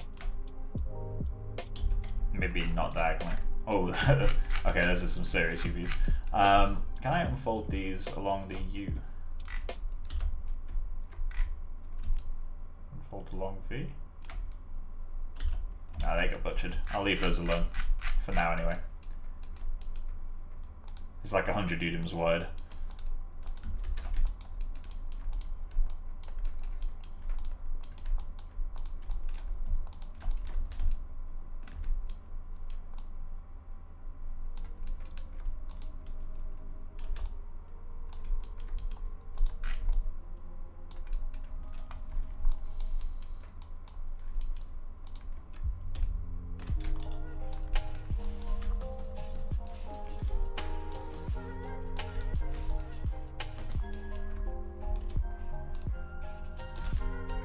Come on. Quite nice. There we go.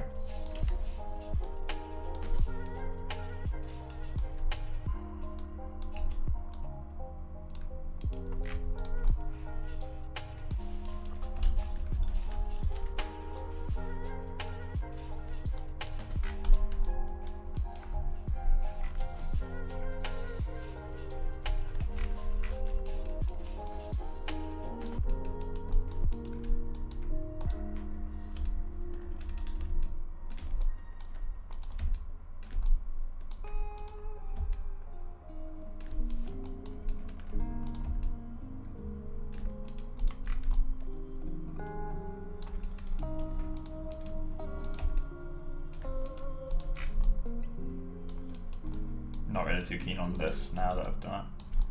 Bring that back down.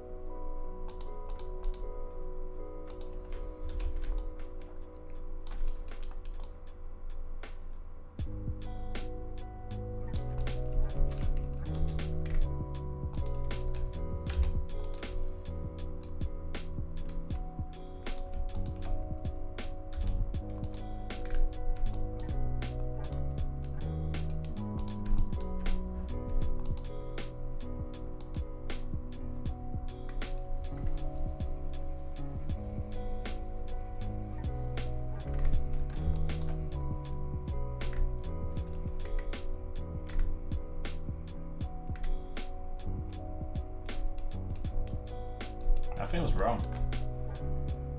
Is that what exponential and linear do differently? Smooth UVs?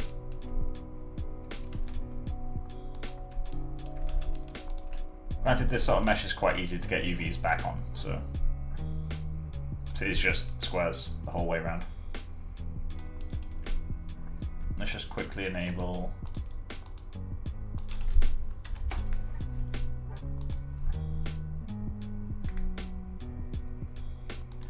give it some quick UVs. Go to UV editing. So Alt save. Let's just do some mapping. Doesn't really matter how we map it.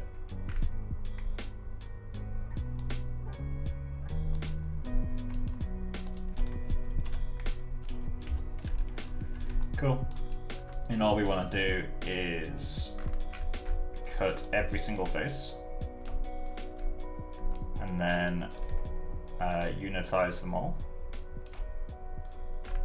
and then we want to select every single face, every single edge except from the one we want to cut, which I'm going to pick that edge loop. Oh yeah, let's turn off. There we go. And we just do, there we go. Simple, but good enough UVs. So yeah, when I go back into rendering,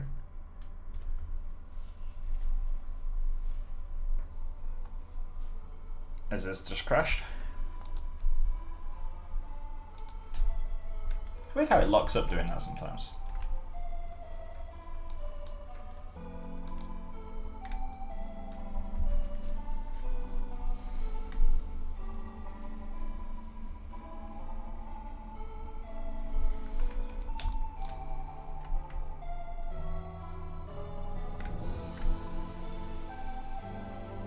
Okay, so we're going to need to go into the look depth and check the scales of things.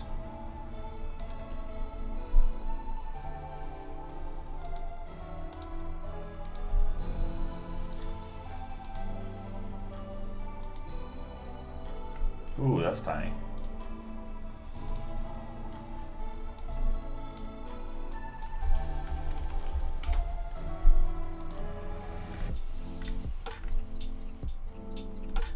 Okay, so these will need to be approximately,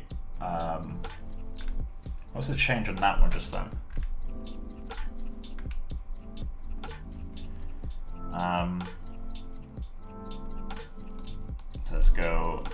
What did it go from? From 20 to 5, so this needs to go to 0.25. And this needs to go to a quarter of that, which is 1.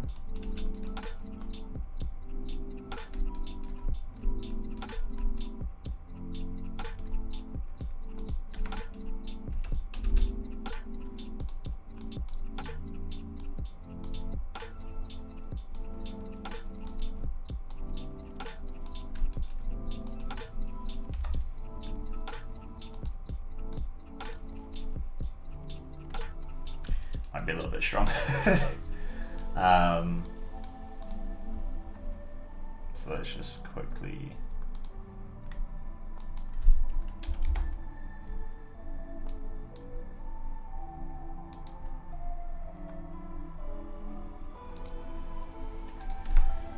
multiply.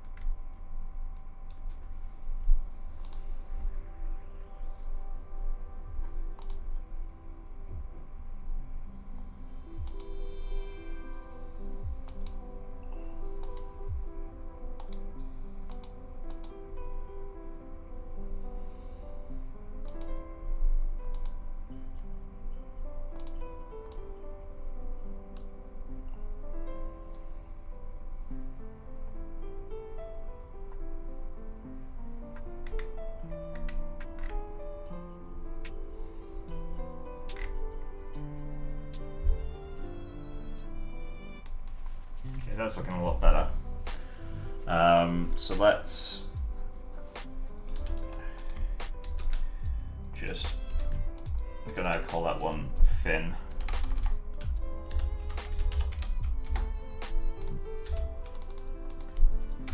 And then for this one, we will extrude it. I'll extrude it inwards and invert the normals.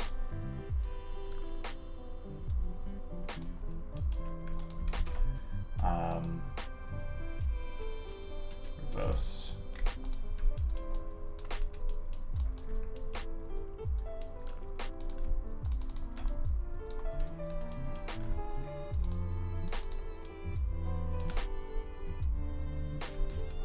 In fact, let's not do it like that. Let's just add a cut along the middle.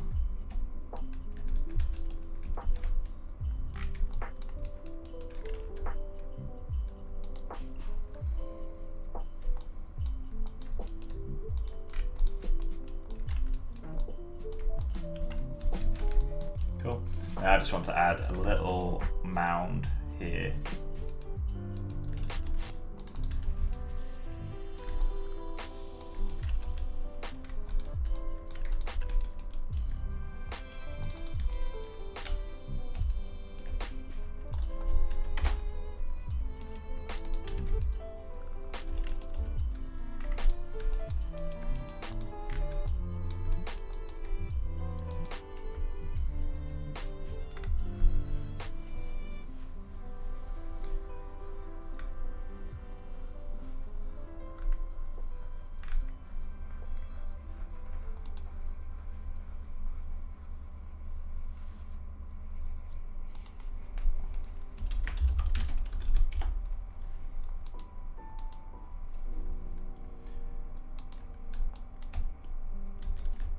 Cool, so that's quick enough to model.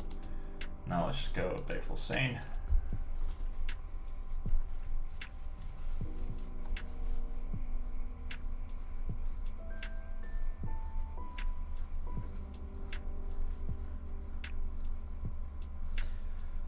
Then in the next stream, I think I'll start on the asymmetry. Get her in a basic pose and all that jazz. He's a very difficult asset to push without going into asymmetry. It's not like FK Twist, because she's like quite a beautiful person. She's pretty symmetrical, whereas this guy, I mean, some people's taste maybe, but he's not the most symmetrical face. I need to figure out how I'm going to shade this to feel so damn soft. I could do like a sheer fabric. What's the syntax error that it's complaining about? I also need to do the hat.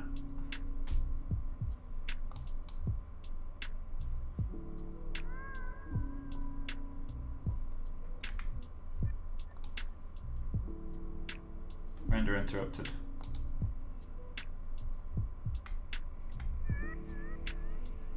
So, I've done some very subtle adjustments to the eyes in this guy.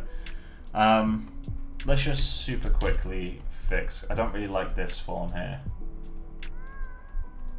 so let's just quickly thicken that up a little bit.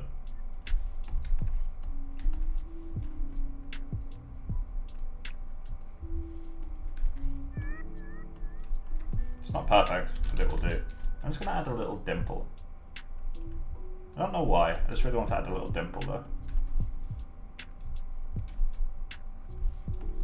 Could turn it into a wrinkle, I guess.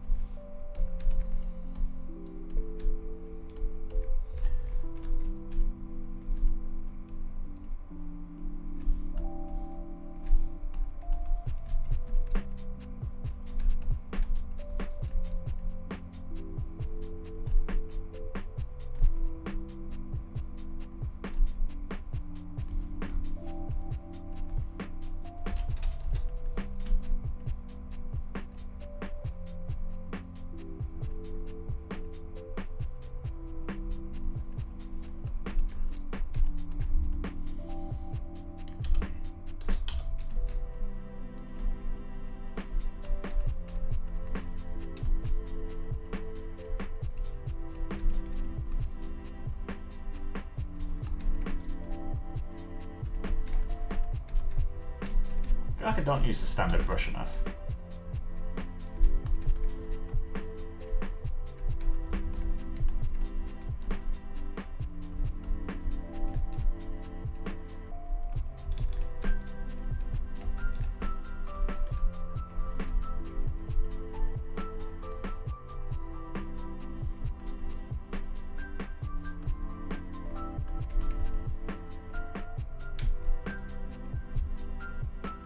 I think I just got too many bad experiences with the standard brush, so I just default to not using it. And when I say bad experiences, I mean like back when I didn't really know how to sculpt. Use comfort, add softness. Hey, nice. I appreciate that joke. Let's just get a little bit of a baggy feeling to these wrinkles. See, if wrinkles are just sculpted as like a line, they never feel like particularly convincing. Granted, this won't feel convincing either, but it'll feel more convincing than if I just sculpted some lines. I think the difficult thing about sculpting skin, and the bit that I've definitely not got a hang on yet, is it's almost like a sheet of fabric that's just pulled really tight over muscles. So the wrinkles, they don't just happen. They're not just like a random little crease. It's a fold. It's, you know, it's an area where your skin is bunching up and then creasing in on itself. And that's something that I really struggle to get the feeling of. It's easy to sculpt something, well, relatively speaking, it's easy to sculpt something that feels semi-organic. But it's hard to sculpt something that feels truly convincing, like skin on bone. You can approximate the shapes quickly is what I mean, but you can't nail them quickly.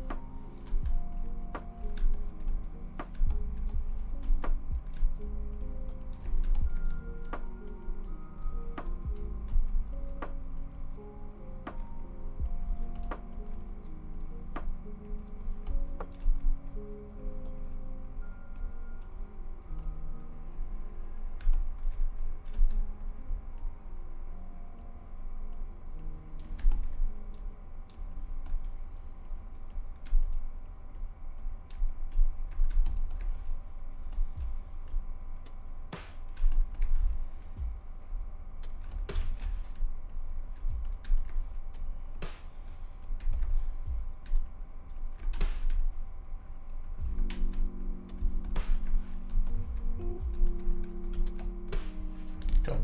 So let's go to the lower subdiv, get this ready for export.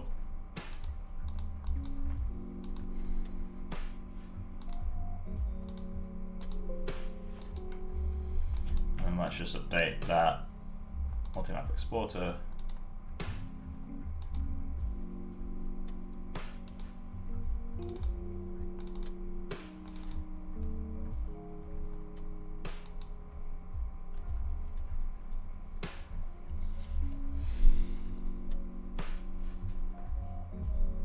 Yeah, next stream we'll start on the asymmetry, and we'll probably blend shape. And should I do the costume before I do the face asymmetry? I guess I should, because I could do that symmetrical and then blend shape to opposed model. So maybe we'll start on the costume in the next one.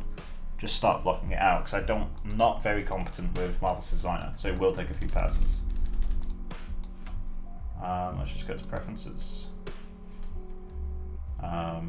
Undo history, make sure we can't save that, it keeps turning on. If anyone knows how to stop that happening, by the way, please let me know. Save over that.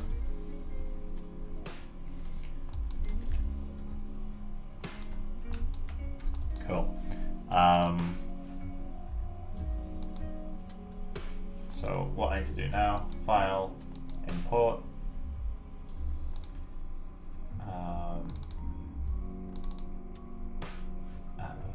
Personal work.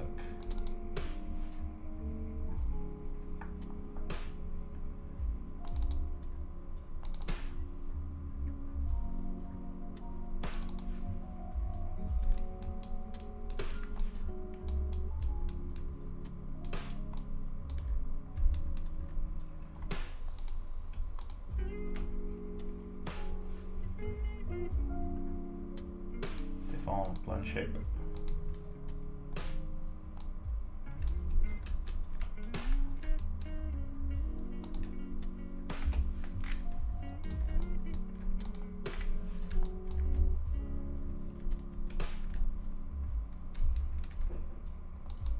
Then let's go to utilities, update text files.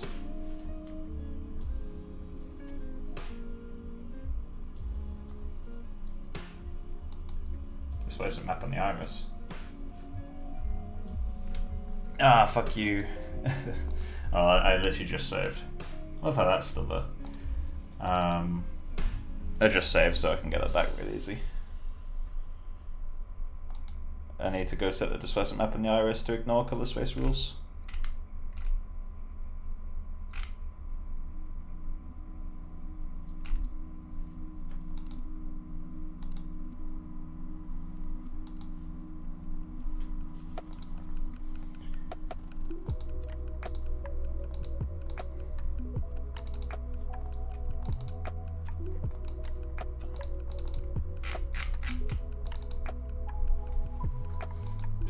Close.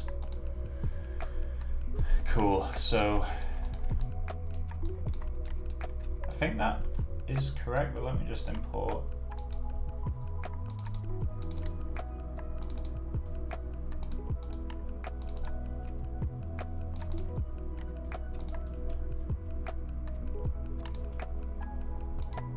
Cool, they're identical. So we need to go to the iris,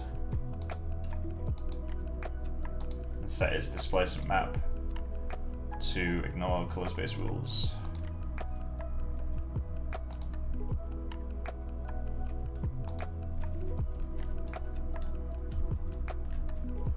Cool, and then just go